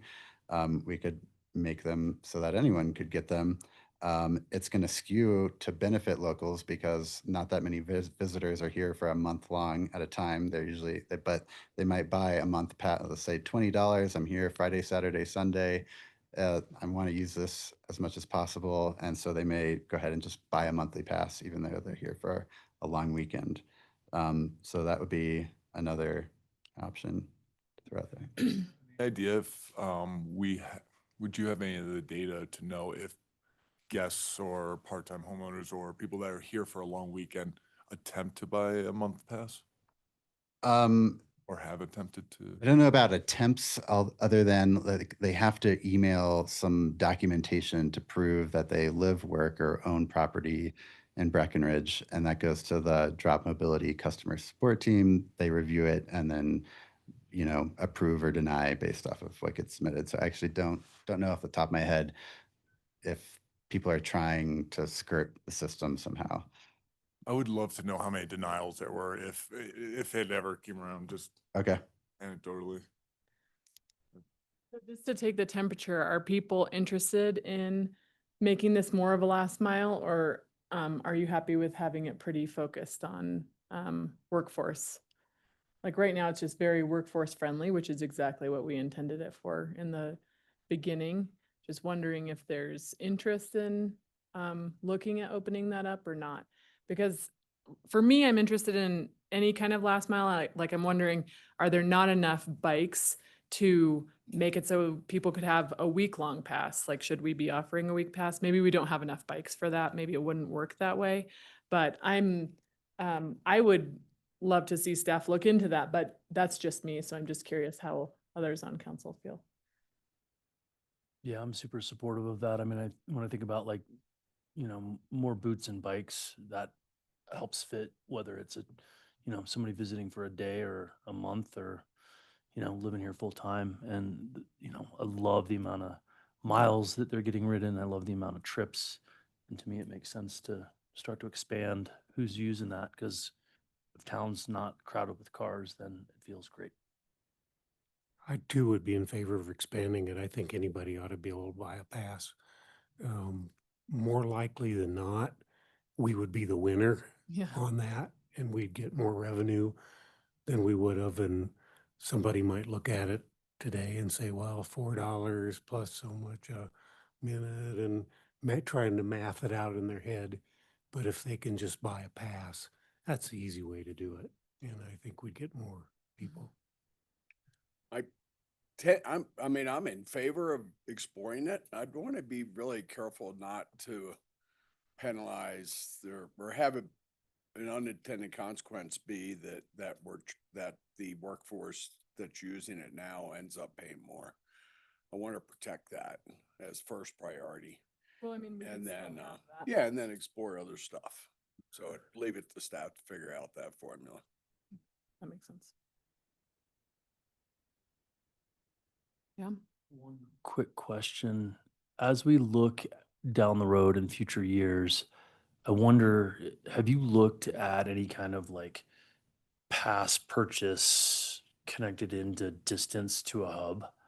Do you have any ability? Is it easy to try and figure that out? And where I'm going with this is like, as we try and get more riders and more workforce riding it, like where should the next hubs go? And it's like, are there enough in like the upper part of the Wellington and Lincoln Park? You know, is kind of a question that comes to mind. And yeah, is it easy to try and assess some of that? That's not a painful data dig. Um, yeah, like unmet demand is our like, And kind of where I'm going there is like, what's the distance people are willing to walk to go to one of these hubs? yeah. So like, do you need two more hubs in like Upper Wellington to then get another 2,000 users per season? Right. Yeah. Well, I live in Upper Wellington. So How do you feel up to? selfishly, Tell me your I would feelings. love one closer. It's probably about a 3-minute walk from my house to get to our Wellington neighborhood hub. So it's kind of right at that threshold of like I mentioned, a 3-minute walk is really a gold standard to work towards. So it's right at that. If we were to look at ones, locations that we've kind of looked at, it would probably be in the middle of this bus turnaround in terms of like a town-owned, controlled location that we could fit one in the future, or over by the Union Mill bus stop. But that one, we have some reservations on. I can't find it right now. I think it's over here somewhere. Just because it gets kind of close to individual homes and we don't want to be like right in someone's backyard. So those are kind of the two options that we've looked at in past years. Right now, I kind of monitor like how often do we see these hubs go empty, to evaluate where we need to see more. But certainly, like yeah, Upper Wellington wouldn't be too bad to try to get another one too in the future. And then I did put on this map, just kind of thinking ahead to like 2027, going way out there. But I did put in here these purple pins you see. This one kind of representing runway. Again, it might actually replace this one whenever that comes online. Another one, I put this down just as we had the McCain open space discussion earlier. And to your point, Jay, about bikes to trailheads and things like that and limited parking, I could see that being a request down the road of, can we get, a bike share hub over there? And then the workforce housing that's going over here on the Entrada parcel, also next to Summit Stage bus stop, so people could ride it to the bus stop as well, which would be nice. Those are kind of ones on the horizon for the following year. But yeah, I don't know if we have geographic level data to get at what you're pointing to, but it's something we're always thinking about. Cool. Yeah. I just want to clarify one thing because Carol asked me a question, but when I said I'd love to see some, what might happen or what might be available, I didn't mean like we should add more bikes to the. Okay. I just meant like with the bikes we have. Yeah. Would we have enough to have this other pricing structure? And then we could determine whether that was an option even. Yeah, I mean, another option is just like a day pass option. And this is another thing, Colorado Springs offers it with Pike Ride. But we could do something where you can get a $15 24-hour pass, and it could be unlimited 30-minute or less trips within that period, or you could pay $15, maybe you get a bank of 90 minutes to use within that 24 hours as you see fit. So that's another kind of model that is used by other programs, if that seems like the direction you want. I would steer away from like a week-long pass. I would gear more towards like a day pass option, and if people want to get multiple days, they could. But if we can do.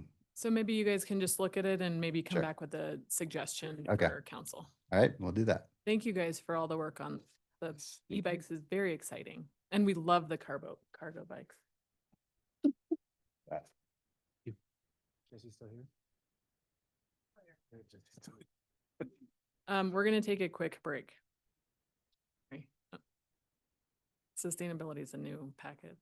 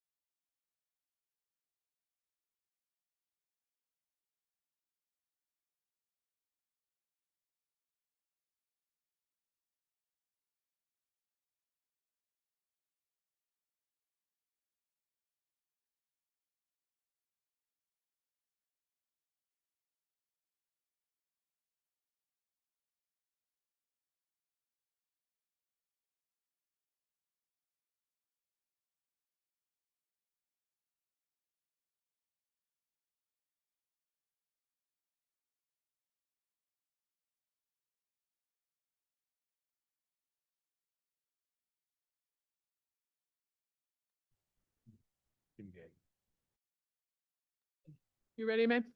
Okay. Ready, Jesse? Sustainability. Right. Well, good afternoon, Mayor and Council. I have a couple of updates from what was in the memo. First and foremost, you have two attachments that I handed out as well as are accessible to the public in the back. So just for the record, wanted to make sure that folks knew what they were, but they were referenced in the memo. So one is on virtual net metering in Colorado and talks a little bit about what that program is and why we're participating in it, as well as informational handout on renewable energy credits, which are also known as RECs in the industry. And there's just some information about those there as well. Related to thermal energy networks, we've heard a couple different times from the council that you guys want a thermal energy network 101 presentation. We've been working with our consultants at Gray Edge Group to come do a presentation with you all. We had initially hoped to get them here by the end of the year, but it does look like due to scheduling, it'll be early in January. So we're hoping for the first meeting in January for that. Also happy to note that today marks the 1-year anniversary of the e-delivery program. So we're very proud of that. We heard an update from them today that they've been meeting with all the vendors gearing up for winter. They have new employees waiting in the wings for when the volumes pick up, and everything is green light and ready to go. So that's very exciting there. We also have commercial composting in 2 of the 10 enclosures. So we finally got that deployed. Ice Rink and Peak 8 are being serviced. So for those folks listening, if you're interested in participating in commercial composting, we do need to have you reach out and talk with Hayden about the program and how that's going to work. But we're piloting it in Ice Rink and Peak 8. And then finally, we just got word this afternoon, man, when it rains, it pours. We got word this afternoon that the Public Utilities Commission will be reviewing the hearing commissioner's decision on the Mountain Energy Project. So they will be evaluating the settlement agreement that we were party to, and we will understand more about the direction of that project after tomorrow. The potential options could be that they accept the settlement agreement as is, they could modify it, they could reject it in its entirety. And there was one party, the Utility Consumer Advocates, who were not party to that agreement. And so there is likely to be some additional deliberations related to their concerns. And so based on that outcome, we'll have an opportunity to rehear, reconsider, or re-argue the Mountain Energy Project. So we will be bringing an update and notes on that to you at a later time. That's all I have. And so with that, I'm happy to take any questions. Questions? The commercial compost, Mhm. you said Ice Rink and where else? I'm sorry, the Ice House. That's what I thought. I'm I sorry. was My confused. mistake. Ice House. Okay, Thank great. you. And which one's Peak 8? Behind Kenosha. Okay. And are those the 3-yard dumpsters or? No, they are in 64-gallon toters. So Okay. there's multiple toters in there, and they do have locks, which is why you can't just access I it. see. You'll have to So register. people that participate will get a code Yep. for the lot. Yep. Oh, that'd be interesting to see how it goes. Many businesses are participating. So we have 2 at Ice House. Well, we have 1 for sure at Ice House. We have another who has been reaching out for a long time. So 2 at Ice House, and then we have 2 operating at Peak 8 for sure right now.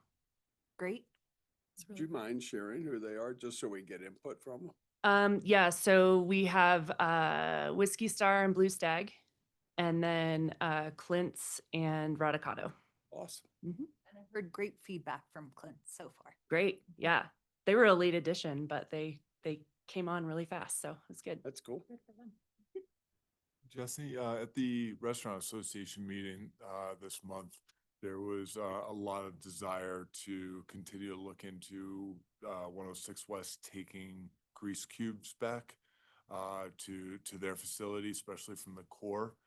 Can you talk at all about how the cardboard's been working and whether that taking grease cubes back is an option for this winter? To answer the first question, cardboard's been going great. I think I saw on their dashboard today, it's been over 16,000 pounds of clean cardboard. So the cardboard's going great. As you know, we do have an unscreened 30-yard dumpster sitting out there to collect the cardboard. And it does get serviced about every 2 weeks. So there's a lot of material going through that. The handling of grease is a little bit more complex, and I'll just start out by saying we have not had any further discussions with 106 about it. And I think some of the challenges are really around the storage. And so we are kind of bursting at the seams with the food and beverage that we have, and we want to make sure that we're separating materials adequately and maintaining health standards. But we simply are bursting at the seams with the facility that we have. So not to say that it couldn't be talked about, but it has not been talked about to this point. And that's fine. I'm just out of curiosity, how would a grease container impact capacity? Well, it just depends on how it's handled and who's servicing it, I think. So are they taking cubes? Are they able to consolidate it into a larger bin? How frequently? The grease service, as you probably know, they're coming up from the Front Range most typically. So I think there's just an added layer of logistics to it that is not as easy as clean cardboard. Got it. That's all. I just think, just because, if we can continue a conversation or at least keep it on the agenda to look at with conversations with 106 West, there is potential for a little revenue for them as the grease companies do pay for it. And perhaps it would be a really good value add for the the restaurants in the core of the town that just don't have access. It hadn't occurred to me. I didn't ask whether they service grease in Vale, but I do know they are taking back some compost and organics in Vale. So we can just ask them a little bit further about the other materials that they're working with there. That'd be great. Yeah. Thank you. Uh-huh. All right. Thank you very much, Jesse. Thank you. Okay, we don't have housing or open space. We have the Social Equity Advisory Commission in the committee reports. So now we were into events. John.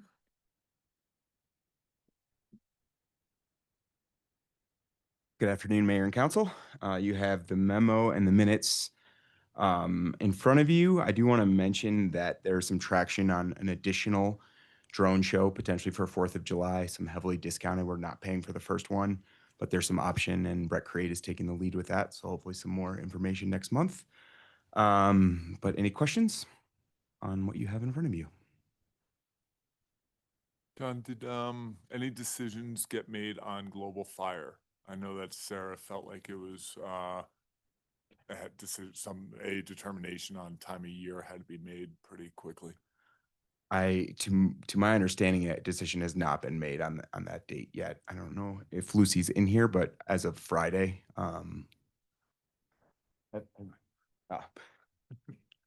at this time, no. But I'm happy to update when one does come. And what about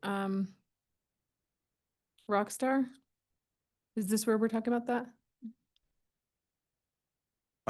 So they have submitted their SEPA for their event on Friday, the 19th of December. That includes the rail jam that we talked about last month from 3 to 5 p.m. on the ski resort, and then moving their in-town event. Is my understanding their talent will be announced in middle of next week.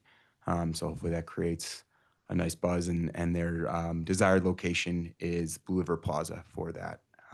Yeah, I think we were going to talk about, are they still requesting a road closure for that? They are requesting a road closure on the afternoon of the 19th for that event, correct? And is that, so last time we had talked about, is that something that our Public Works can either do or coordinate with a consultant? And so can you update us? Yeah, absolutely. So Scott Jackman's taking the lead, and the dollar amount's been figured out, and they're coordinating with a consultant for that closure on the afternoon. The same company that will be doing the closure the day before for the Uller parade. But he has already made that contact along with the tourism office and has set things in motion for that. The one thing that we are looking to do is just to mitigate that closure as much as possible. So we're going to continue that discussion. A lot of times these closures are a bit longer because, if you have 20 cars parked on Main Street, it's like, we've got to get Garrison out there to tow them, right? Just kidding. But just really, as much outreach we can do to the community, and we're continuing that outreach with businesses as well. So I attended the retail meeting this morning and I just told them that I would go ahead and pass along some of their input. They are excited that we're doing events and they're very supportive of the town, looking at what kinds of things we can help bring to town. The road closures are not great for them. And so that is something that they feel like impacts them in a negative way, but could be sort of mitigated or minimized, I should say, by signage that says that the businesses are open, making sure that people are really encouraged to come and walk into those businesses. Also just minimizing the length of the closure, hours wise, but also distance. So really just as little as makes sense with knowing that people have to be able to, not go into a dead end. So they just were requesting that we really look carefully at that. And then they did say that they really do best on family events and non-alcohol events. So they asked that we continue to work with them to, they understand that not every event is going to be good for everyone, and some will be better for restaurateurs and some will be good for the retailers, and that I think they seemed super willing to work with us on what we can bring to the community because they understand that we're really trying to make, an impact in that way, but that not every event that comes to town is a benefit to them. So I think we just need to continue to make sure that we're working in their direction as well. Who'd you meet with? I'm sorry. So there's a Breck, what's it called? Peyton? Breck? I think it's a chamber, but it's the Breck. Yeah, businesses. It's like the Breck businesses meeting. I think it's mostly retailers. It is retailers, sorry. Okay, Yeah. So it's that retail group. Mhm. Awesome. Well, that's Yeah. great input to get. Yeah, and then I did tell them that I explained to them about the December 18th for Uller and then December 19th for the DJ, and promised to come back in January to have like a debrief. So, yeah. So you guessing 3 or 4 hours, John, for that closure on Friday? Potentially more like 6. Okay. We're working. I mean, we definitely got more efficient. I'll use a family-friendly event like Race the Santas. We expanded that footprint, but are able to get Ski Hill Road open as soon as the moose go running through. But yeah, I do appreciate that feedback, Kelly, and we'll work all entities, contractors, town staff to just really see. We should be getting more efficient with these things, especially with signage and I mean, I think outreach. So. the staff, Public Works, the staff does great doing them. I'm just curious how long. So that means the concert would be a couple hours probably or something. Yeah. The concert is planned for 7 to 9, but it's really just by that afternoon time. It's got to be pretty clear on that street to have that setup happen. Yeah, great. John, out of curiosity, I understand with the DJ or the talent backing up to the river, that the crowd could spill over into Main Street. Had you ever explored moving the talent back to like where Pele is, with backing up to Tiger Dredge to provide additional room for crowds? There's another event that evening in the Riverwalk Center, so we worry about parking for things along those lines, and they're somewhat they're complementary events. It's a local fundraiser that's happening there, but definitely something to look at, and just being as creative as possible about where we can place these things. That also with the safety of the river, it might be flowing. Hopefully not. Hopefully it's well frozen over and buried in snow at that point, though. But thank you, Jay. Wonderful. And I did just want to note that I did attend this meeting and it was great, but in the memo it says that Oktoberfest conflicts with concrete jams, and Breck Create was very willing to move that event to accommodate with Oktoberfest and the time that it was slated for. sorry, can I add one last thing I forgot to say? They asked for our outreach team that we really kind of push, come into town early and have, grab a cup of coffee before and that kind of information, because they said really once the events have started and afterwards, they're not really partaking in retail. So anything we can help to sort of push the shop local beforehand message, I think it would be greatly appreciated. Yeah, shop and dine local. Shop and dine local before. Anything else? Thank you very much for all your work on that. Yeah, thank you. The retail association, Yep. that's great. It's a portion of the Summit Chamber. Yeah, it's like just the Breck portion of the Summit Chamber. Okay. HR, sorry, Dana, you were giving me my cue. To be ready when you were. And good afternoon, Mayor and Council. In your packets is included the HR update for Q3. And I just want to highlight the positive trends in workforce stability. It's related to a couple things. The labor market is ever so slightly starting to shift to favor employers a little bit, but even in our market, it's challenging because of to find skilled, qualified employees for the workforce. Also, we included turnover goals and some voluntary turnover, some voluntary turnover and first year turnover goals and organizational goals. So we had a pretty good focus this year on retaining employees. So I think everybody's effort and focus on it also helped. So we're continuing to see positive trends in turnover as well as our applicants.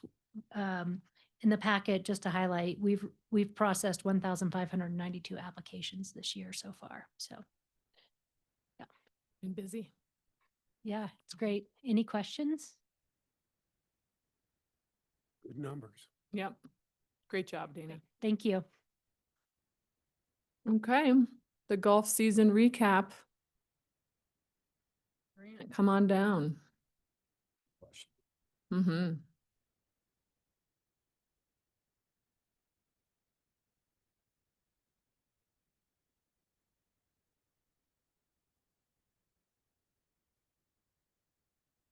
All right, good afternoon, Mayor and Council. Glad to be here. For anybody who doesn't know me or anybody listening online, my name is Grant Johnson. I'm the Golf and Nordic Coordinator, and this is Rob Gannon. He's our head golf professional at the Breckenridge Golf Club. It's our pleasure to be here with you guys this afternoon to give you a brief recap of the 2025 season at the Breckenridge Golf Club. I'm happy to report we had another fantastic season. By all accounts, demand for golf at our facility from both locals and visitors was continued to stay very, very high. We produced over 35,000 rounds of golf this year, which is pretty much at our maximum capacity for 27 holes. So we couldn't have much more golf being played out there, which is great. The condition of the golf course this year was phenomenal. Right from the get-go, conditions were great all the way through the season. We had virtually nothing but positive comments about the condition of the golf course from visitors and locals throughout the year. So I want to give a big kudos to our golf maintenance team. They do a fantastic job producing world-class conditions at 9,600 feet, which is no easy task by any means. So they did a great job. Financially, we had another record-setting season. We eclipsed the $5 million mark for overall revenue for the first time ever. We came in about $500,000 or 11% over our projected revenue. So the numbers were fantastic. Some of the things that contributed to that were pro shop sales were up 16% over last season. Golf lessons were up over 48%. That has a lot to do with Rob's work. And then we also created additional revenue by promoting and utilizing our golf simulator during the winter months. So that was another good source of revenue that we tapped into as well. We completed several capital projects this year, which we're very happy about. In the spring, we completed a new perimeter fence around the Bear Course. This fall, we completed the resurfacing of the cart paths on the Bear Course, which turned out really well. And we're just wrapping up a project renovating our front stairs exterior stairs coming into the clubhouse, and a new ADA compliant ramp to get into the clubhouse. So that's ramping up. We have some great projects planned for next season, which also include doing the perimeter fence on the elk course and expanding and renovating the deck at the clubhouse. So we hope to have the best deck in Breck. So finally, this summer, something we'd like to highlight too is the success of our honeybee program. I'm happy to report that the honeybees are thriving. We had a lot of people asking about how they made it through the winter. We're very proud of this environmental stewardship project, which introduced roughly 50,000 pollinating bees to our ecosystem. Initially, we thought that we were going to be able to harvest and sell the honey.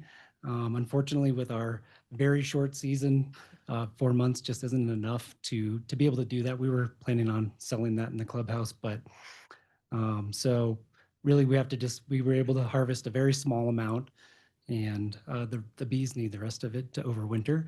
But so that's not even our primary purpose. So just very pleased with that project. And at this time, it's our pleasure to share with you some of the honey that we were able to get from the hives.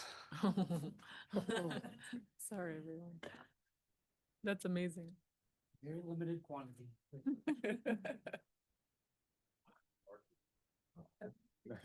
Breckenridge honey. I have one from Marika too. I'll make sure she gets it. Thanks, Grant. What a fun project. Great job. Great. Nice. We are running a little tight on time. That's awesome. Do you guys have Isn't a bribe. an update you No, wanted to no. give? I can be very brief as Grant's kind of, passing this stuff out, but from a golf operations perspective, we really focused on our pro shop merchandising and our player engagement programs. And with a lot of community feedback, we did create a few new player engagement programs that just saw wild success that included for high school students. And we truly believe that we're seeing the success of our youth golf programs countywide with a number of golfers for the high school team that are now playing in tournament golf at a very high level. And then a number of programs for women that included a women specific clinic on Saturdays where we had 24 women every Saturday in July and August. And then a social club for women. So a non-competitive 9-hole club, not a league, where we had 36 to 40 women every Thursday morning throughout the entire summer. So we're just really excited with the connection we're making with both our local and resort community, and just excited to continue to grow and just be a great facility for everybody to visit. So thank you. That's great, Rob. Thanks. You guys have any questions for us? Really happy with your environmental stewardship, especially around the chemical usage at the golf course. I mean, that's cutting edge stuff. You're trying to do it right. I really appreciate it. Yeah, absolutely. Thank you guys very much. Excellent job. I really appreciate the work with youth and the high school kids, and that team seems to be getting so popular. You might end up with the development team, which I hope you'll embrace, because that would be cool. Give more kids, because that's such a critical time of day to keep that age group busy. So I just had a meeting 2 weeks ago with all the golf professionals in the county. So Keystone, Copper Mountain, and over at the Raven and Silverthorne.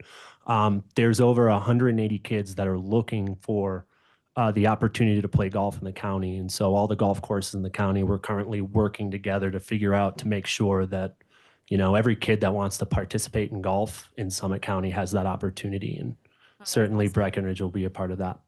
that's fabulous. Great Even better, collaboration. you're all working together. That's Yep. great. That's great. Thank you guys very much. Thank you. Thanks. Here are the folks that are joining us for our exec session are online.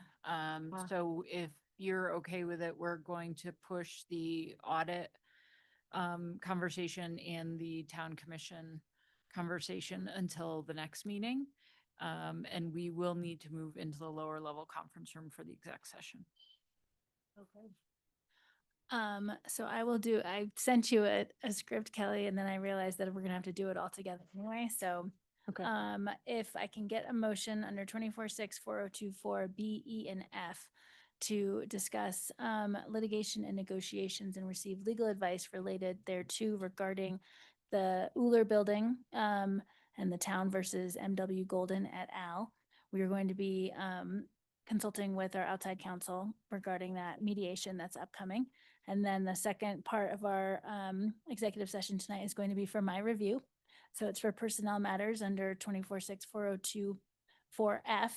I don't wish it to be public, so we'll keep it in executive session. So moved. Roll call. Councilmember Gerard, Yes. Councilmember Sade, Here. Councilmember Rankin, Yes. Councilmember Carlton, Yes. Councilmember Page, absent, Councilmember Beckerman, Mayor Owens, yes. There should be no decisions to be made, so we will return for regular meeting, but not to work session. Okay. Okay.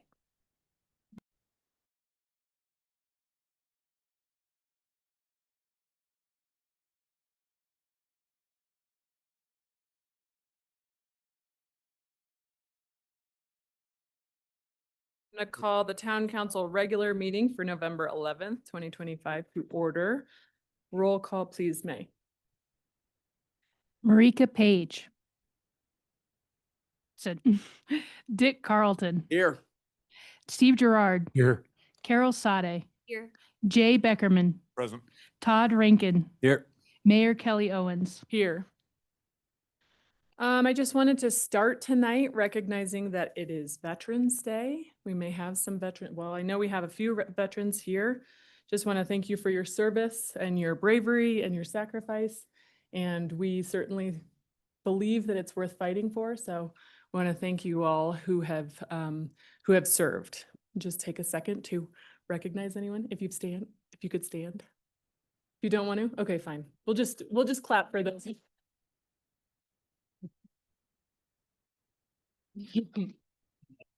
Thank you, guys. Approval of the minutes. We have town council minutes for October 28th. Any comments? Changes? Minutes stand. Approval of the agenda. No changes. All right. Now is the time for communications to council. This is for non-agenda items only. So if the topic that you're speaking on is the ICC, that is coming later. And if you're talking on the mill levy or the Comcast or noise, those are all on the agenda and you can speak at that time. So these are non-agenda items only. You can come down to the lectern and state your name for the record. My name is Ryan Janine. Good evening, and thank you for the opportunity to speak tonight. My name is Ryan Janine, and I'm the president of the Breckenridge Ski Patrol Union, who's affiliated with United Mountain Workers Local 7781. This council has previously shown gratitude and support for the Breckenridge Ski Patrol, and for that, I want to express my appreciation. I'm here with an ask for this council and this community. The Breckenridge Ski Patrol is currently in negotiations with Vail Resorts to secure a labor contract to replace one that is set to expire on November 15th. We have been in these negotiations since April of this year. We are striving to maintain and improve upon wages, benefits, educational opportunities, and more to ensure that individually and as a patrol, we can be successful and engaged members of this community. We have learned over the years that our power as workers is limited at the bargaining table. It needs to be expressed within our community. To that end, we are planning a picket at the bottom of the gondola for Sunday, November 16th. This picket is conditional on the results of a planned bargaining session on Thursday, the 13th. I've spoken with Breck PD and have applied for a permit with the town, but I'm here to give a respectful heads up and to assure the council and our community that although we know this kind of leverage is required to get our employer to understand our power, we commit to a respectful approach to our community and its guests and any effects it has on our economy. If there are any questions or concerns, or you'd simply like to join us on Sunday at the bottom of the gondola, please don't hesitate to reach out. Thanks. Thank you very much for your comment and for raising that to our attention, Ryan. Appreciate it. Any other comments from the public? All right, seeing none, public comment is closed. We're going to have a Breck Tourism Office update. Thank you, Bill. Thank you, Mayor and Council. Bill Wachowski, Breckenridge Tourism Office. Couple updates. Our winter preview on November 5th, we had one of the largest crowds we've ever had in the council chambers as well as offline, was very successful. Thank you to Ski Resort and Max Winter for his great presentation. Events wise, I just want to give you a heads up, the dog parade as part of lighting of Breckenridge, we are going to change the route. We're going to go from north to south this year instead of from south to north. So we'll be staging essentially outside of where the canteen is. So just want to make you aware of that change. There may be good news and bad news related to it. Imagine that. Let's see, a resident sentiment survey. It's been out about 5 weeks. We got 651 responses so far, a little less than what we would hope. Right now, we're planning our first cut to do a presentation. We're looking at like the first meeting in December to give you an update, and then the final presentation sometime in January on a date to be determined. So the survey is ongoing. We encourage everybody in the community to complete it, residents, employees, business owners, you name it. Quick update on summer business. Guest nights, this is on key data. We ended up around 138,000 room nights, which was down about 11.7% year over year. This year, we did invest in Destimetrics reporting as well to do some comparisons. Destimetrics had 105,000 units guest nights, and it was down 17.7% year over year. So it gives you a little idea. Disparities, just so you know, with key data, we're measuring a little over 3,000 units, 3,157 on this last report, and then Destimetrics is 1,571. So big difference in the data size as well as why there's variances in percentages. ADR, or average daily rate, is always a hot topic. ADR was $238 per night. That was up $3 year over year. Destimetrics, they had it at $213, so roughly about a $25 difference, and it was up $4 year over year. So very comparable with regards to variances. Also, again, 238 versus 213. Some of the more affordable ADRs in the country, but it is up year over year. From a revenue standpoint, key data revenue, 33 million on revenue. That was down 10% year over year. Destimetrics had 21.9, almost 22 million. That was down 19% year over year. Winter so far, this is as of November 9th numbers. And keep in mind, we're at about 40% of our historic actual nights that are on the books, but right now guest nights are down 1% year over year. A week ago, we were up 1 point. So we lost 2 points in a matter of a week. Just shows you some of the volatility within our consumers. Not a surprise considering some of the chaos that's been going on, especially if you were thinking of flying. The good news is December is up 14% year over year, makes for a great start. Bad news per se, February is down almost 15% year over year. We do know that February deficit is struggling because there is some groups that have come in the past that are not coming this year. But just so you know, in December before Christmas and then a week in January, there's also what we used to know as the Lifestyles Group. Forgive me, I don't remember exactly what their name is nowadays, but they are returning. They were not here last year. That's part of the boost that's happening in December for sure. Average daily rate is up $19 year over year. That's about a 3% increase, give you an idea. And then revenue is actually up 7% year over year as well. Revenue per available room is up $8. Or excuse me, revenue per available room is up $8, 7% year over year. Revenue is up 3% year over year. So that's on the books as of November 9th. And again, about 40% of our historic actual nights are on the books. Any questions? Thanks, Bill. Questions? Bill, why is there such a variance between the two metrics that you're using? Metrics and key data. Well, one, because of unit size, that's in the database. The key data is 3,100 units. Destimetrics is about 1,500. So when you're dealing with a lower common denominator, it's going to make the percentage variances higher. There is a little bit of difference in the units or the companies that are measured in there. The commonalities between the two is we do have Beaver Run and the Vail Resorts properties in both data sets. timeshare data is in Decimetrics. It's not in Key Data. And then there's some mixes between small and large property management companies. Good. Thank you very much, Phil. You're welcome. Appreciate you being here. All right, we're going to move on to continued business, second reading of council bills, Council Bill number 18, Series 2025, and ordinance amending sections 585 and 5812 of the Breckenridge Town Code concerning noise. Good evening, Town Council. Tonight you have a second reading of an ordinance to amend the noise code in the town code, specifically regarding exemptions. There are recent changes in state law from the Supreme Court and from the legislature that necessitate these changes. The major one is that the town can no longer issue exemptions to private property holders from the noise code, only to property that is owned or being leased by or utilized by lessees of the town, other local government entities, and nonprofits. So it's sort of it's a limitation on what was previously, how state law was previously interpreted in this area. But we are amending to reflect the current state of the law. Okay. Any questions? Thank you. Any questions for Keely?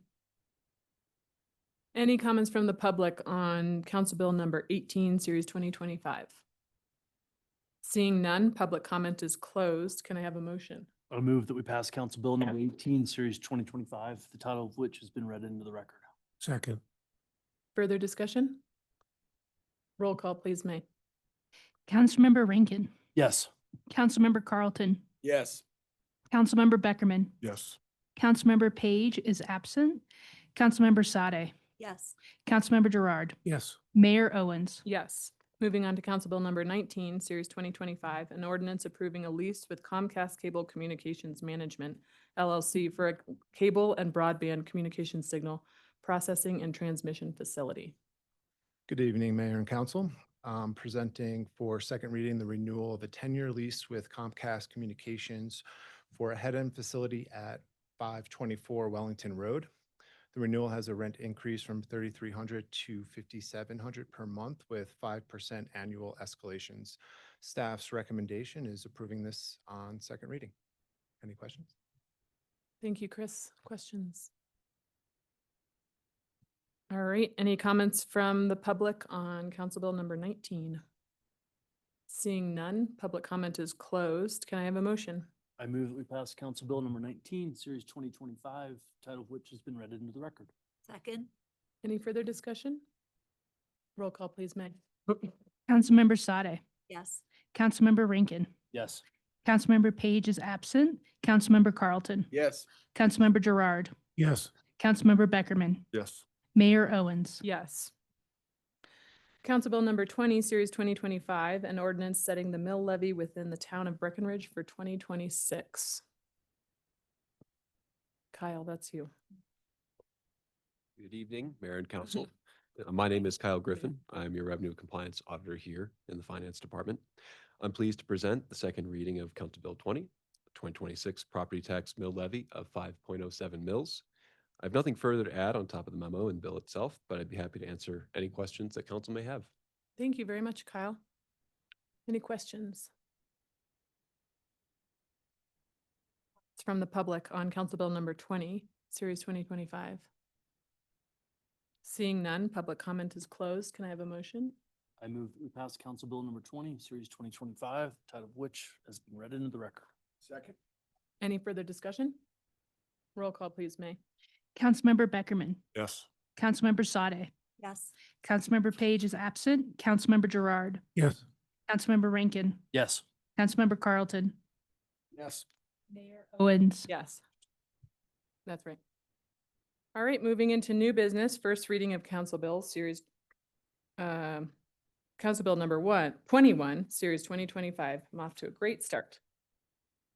An ordinance repealing and readopting with changes, Chapter 1 of Title 8 of the Breckenridge Town Code concerning the building codes of the town of Breckenridge adopting by reference and amending the International Building Code 2024 edition, including Appendix P, the International Residential Code 2024 edition, including Appendices BE and BG, the International Plumbing Code 2024 edition, including Appendix C, the International Mechanical Code 2024 edition, including Appendix A, the International Fuel Gas Code 2024 edition, including Appendix A and B, the International Energy Conservation Code 2024 edition, the International Existing Building Code 2024 edition, the International Pool and Spa Code 2024 edition, the National Electrical Code 2023 edition, the ICC Electrical Code Administrative Provisions 2026 edition, the Uniform Code for the Abatement of Dangerous Buildings 1997 edition,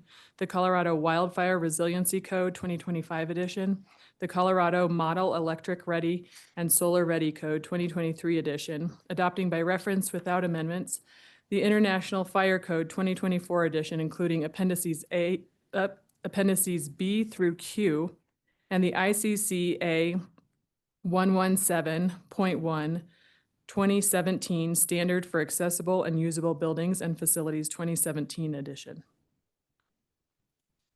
All right, I'm done. Thank you, May.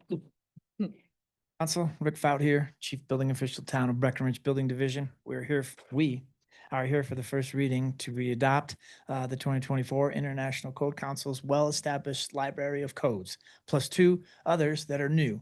One, the state-mandated Colorado Wildfire Resiliency Code, and two, the Summit County Aquatic Health Code. Nothing has changed in general for us on the proposed ordinance and its amendments since the first work session 2 weeks ago, and obviously also since the second work session earlier today. We want to keep it simple, so we recommend that you vote to cleanly adopt, as proposed and presented throughout this process so far, Council Bill number 21, Series 2025. Any questions or comments? Thanks, Rick. Questions? I wanted to clarify that the IC or the Wildfire Resiliency Code is a state mandated code. Yeah. Can you say a little bit more about that? Yeah, the state mandated Colorado Wildfire Resiliency Code. I'd love to lean on my cohort, Jay Nelson here of RW Fire, to go deeper into it for you. Maybe if you can just say a couple of sentences about if that code is required by the state, then it's something that we have to adopt. Is that correct? Yes, good evening. Jay Nelson, Chief Executive Officer and Fire Marshal for Red, White, and Blue Fire. The state of Colorado has released the Resiliency Code and mandated all jurisdictions, both fire, towns, counties, adopt the Resiliency Code by April 1st of 2026 with the July 1st, 2026 enforcement date. Okay, thank you very much You're for welcome. that. Any other questions? Any comments from the public on Council Bill number 21, Series 2025? Seeing none, public comment is closed. Can I have a motion? Pass Council Bill number 21, Series 2025, the title of which was the longest the mayor's read into the record. And yeah. Second. Any further discussion? Thank you for the picture book. Appreciate it. Thank you, Philip, for that handout. Did you have something? No. That. Okay. Roll call, please, May. Councilmember Carlton, Yes. Councilmember Page, absent. Councilmember Beckerman, Yes. Councilmember Gerard, Yes. Councilmember Rankin, Yes. Councilmember Sade, Yes. Mayor Owens. Yes. All right, thank you. We do not have any resolutions tonight. We will move on into planning matters, planning commission decisions. Any questions? Okay, report of the town manager and staff. Shannon? See, I just have a couple things. So everyone knows this is Rick's last council meeting, so he's ending his stint as our Director of Public Safety. He's in the back row. We'll see what he comes back for on his next time around, but, so we have until December 1st until Chief Lehman starts, and so Garrison Green will be acting police chief beginning on the 15th of November and running through December 1st when Chief Lehman gets here. Excuse me. I actually think that was all I had. Already. All right. Report of the mayor and council members, Arts and Cultural Master Plan Steering Committee. So the RFP was issued and we're in the RFP process, which has multiple steps. So right now, interested firms have the opportunity to submit questions about the RFP. And then the deadline on that is Friday. Then staff has until the following Wednesday to answer those questions. And then the deadline for proposals is in December. We're hoping to have a selection by the holidays. Great. Thanks for doing that. Social equity. I reported on it last week, but we had the full minutes in the packet as well. Creative Arts, Recreative Arts, BCA. Full report was at the last meeting. Nothing new to report at this time. Rec History. We meet tomorrow. Rec Tourism. No board meeting. There was the winter update, which I unfortunately had a conflict for, so. Open Space. We did have a meeting on November 5th. It was a joint BOSAC-OSAC meeting. The minutes are dragging a little bit from the county, but they'll be in our next packet. It was phenomenal. Like the amount of information and the amount of synergy between the county open space and our open space crew. It was harmonious. Like people, the two groups work so well in tandem, and you know, I could literally go on for an hour about all the things that we talked about and learned and everything, but I did want to take maybe 2 minutes and point out just a couple of numbers that I just found really interesting. They have the county has a bunch of active cameras at 25 different Upper Blue sites. And active cameras basically means that they show from, they take a still picture once an hour every day, or every hour, 24 hours a day. And staff then goes through and counts how many vehicles are at the trailhead on each hour, and then plots it into Excel sheets. And like, talking about tedious, but this is, you know, what they did. And some of the numbers that came out was like the Lorium Trailhead had 4 days at capacity in the winter. Hoosier Pass had 14 days at capacity, and that was during the summer. Sally Barber was the busiest trailhead for cars, and that was 86 days at capacity. The BOEC one, trailhead where we're going to be putting an e-ride next year, had 39 days at capacity, with July being the highest volume. So I thought that was really, really great. We also, you know, got information on trail counters that, you know, and we're able to see that overall trail usage is down this year versus last year, which is no surprise seeing what our room nights have done. And, you know, just for example, I think I stated earlier in a work session, but 4 Mile Bridge had 133,000 registered pedestrians, bikers, horseback, you name it, on there, where B&B had 50,000 and Sally Barber had 23,000. I just thought that, you know, putting some of our trailheads in context on where they are volume-wise compared to others was super interesting. We had a little recap on Aspen Alley during the peak foliage time.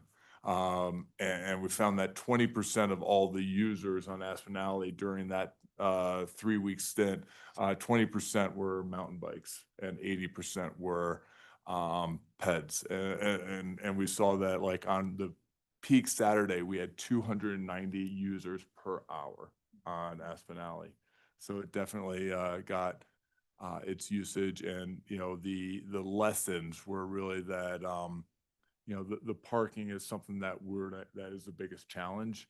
And one of the things that our mobility department's working on with open space is trying to get a shuttle from the ice rink over to the Wake Field to make it easier for hikers. And we saw a lot of people not going the back route on Illinois Creek, but taking the road up, which is less desirable. So it's just really all in all, really great meeting. We also had the Volpe Center presented on their trailhead recommendations, and where they marked, they graded each of our trailheads on a 1 to 4, 1 being no amenities, maybe even no parking or very sparse parking, and 4 being high amenities, paved parking that's marked with bathrooms and full amenities. And so they rated where each trailhead is currently and where their recommendation is that we get it to at some point through grants and through a long-term project. And so it's just really great to review those with the county team and, of course, our amazing trails team. That's what I got. Great. Yeah. Questions? All right. So CAST MMC, we haven't had CAST, but we did have a MMC meeting, and the two things I think of note are that I can say about the 911. Yeah, it was in the paper. Okay. The 911 call service is going to implement an automated call system, and it sounds pretty great. They've definitely done their homework to make sure that it's not just, you know, it's pretty specialized software. It's not like ChatGPT. It's it's a very smart AI, and they're really doing it, I think, in a way that makes sense, and some of the people from our police department have chimed in and said that they're comfortable with it. So Is this just non-emergency, or is this yes, just non? just none. Mhm. So I think that'll be a positive. I didn't actually take a note on how many hours, but he did have a statistic for how many hours of communications that they thought it would save a human from going through. And so, you know, it was in the thousands of hours. So like maybe 1,500 or something. It was quite a few, a meaningful amount. And for a place, you know, that generally struggles to be fully employed and every position filled, that's super important. And then the other thing was we talked about SNAP and the benefits that were lost in our community. It's about 1,400 people in Summit County. You know, about half of those are children, and a big portion of them are either disabled or are veterans, and they all work unless they have a disability that qualifies them to not work, and they are all documented. So the county was filling in the 45% of the benefits of those folks' benefits, and so they were doing that through sort of a credit card system. But in addition, you know, 45% of those benefits are certainly not going to make those folks full. And so there was an anticipated additional demand on the food banks. And so Brianne Snow had done a really good job of providing us with an email that requested that each of the communities kick in $3,000 for this month so that they could order additional food, which she had already done the first week with $6,000 from the county. And so all of the communities who were there, which was everyone, agreed to do that. And so we all kicked in $3,000, and Brianne will use that no matter what happens with the government moving forward. If it's opened, there's still an increased demand this month just based on federal employees that are in the community and other, you know, this is always a difficult time in the community because it is sort of in between paychecks for some folks. And so there's an increased demand anyway. Just to give you a little bit of an idea of what this means is that the busiest day they'd ever had was 350 slots. And they had over that like 3 days in a row last week. And so it was a very significant demand on FERC. And actually it was FERC, Smart Bellies, and Cafe Food Rescue, and they were amazing about working together. The one day that FERC didn't have their food pantry open, Cafe Food Rescue came in and serviced the facility so that they had all the food there and ready to go. And then Smart Bellies is obviously they deliver. And so they fill sort of a different niche in the community, but also stepped up during that time. So we just wanted to make sure that there was not a need that didn't go unanswered. So we went ahead and it was $3,000, fulfilled that request. Did you have anything else? No, I think you covered it. All right. Any other matters? I would just say kudos to May for putting together the entire beginner's guide to local government. May, how many community members attended the first session? Yeah, we were very worried for a second that we might run out of pizza. But we were really hoping for 10. We got around 25 in person and 5 joined via Zoom. So, and the call I got right before I was walking into CMC was a quote that just stood out to me. I wish the county would put this on, and we're so happy that Town of Breck is doing it. So still going through the surveys, but from the general perusing data, seems the class actually helped increases people's understanding of their local government. So thank you. Yeah, great job. May, was there any theme of what people were looking for from it?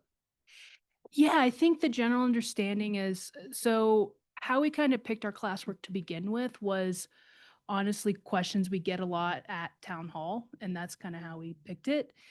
And kind of the general themes that people seem to really appreciate was we went over jurisdiction, and statutory versus home rule seemed to be like brand new information to a lot of people.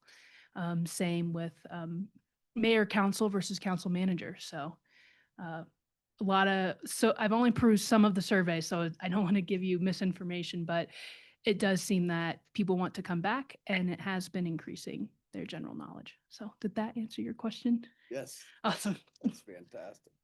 Great.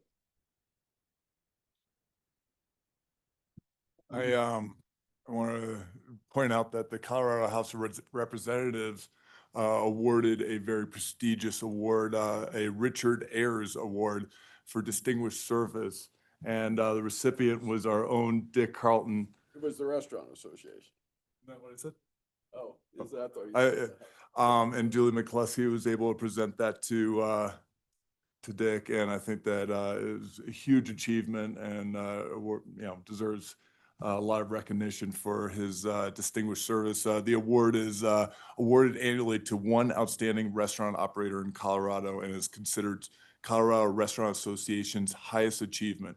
It is given to those who have made a significant and lasting impact, not only on the Colorado Restaurant Association, but on Colorado's restaurant industry as a whole. So I think that's a pretty big deal. Appreciate it. Absolutely. The ceremony was last night. That's why I'm a little tired.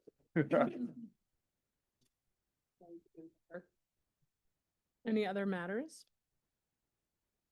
All of us worked on the Wake Up Breck morning, and it was a great opportunity to reach out to the community. My location at Starbucks ran out of mugs in 17 minutes. And you got the other people filtering through with disappointment. But if anybody didn't see the report in the paper, there were over $5,000 in donations at the various sites, matched 100% by Vail, an extra $10,000 for BOEC. So it was quite productive, as well as a really good community reach out. Agreed. Yeah, thanks for saying that.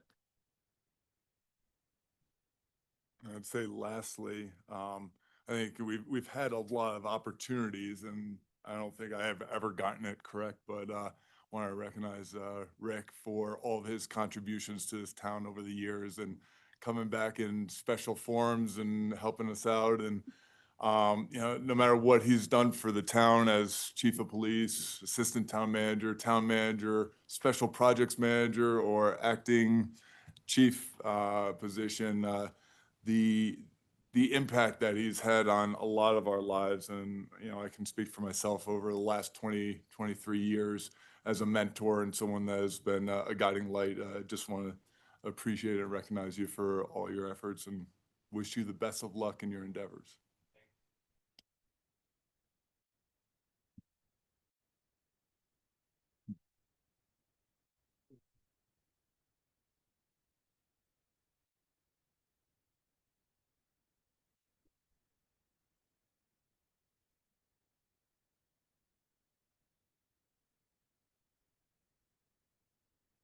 Now, Rick, you can come back and just enjoy your time. You can be a house guest, you can be a tourist, you can be a community member. We expect you to still be here, just not working. Okay? Same offer as Jeffrey has. Come for dinner anytime. All right. Scheduled meetings, anything else? Meeting adjourned.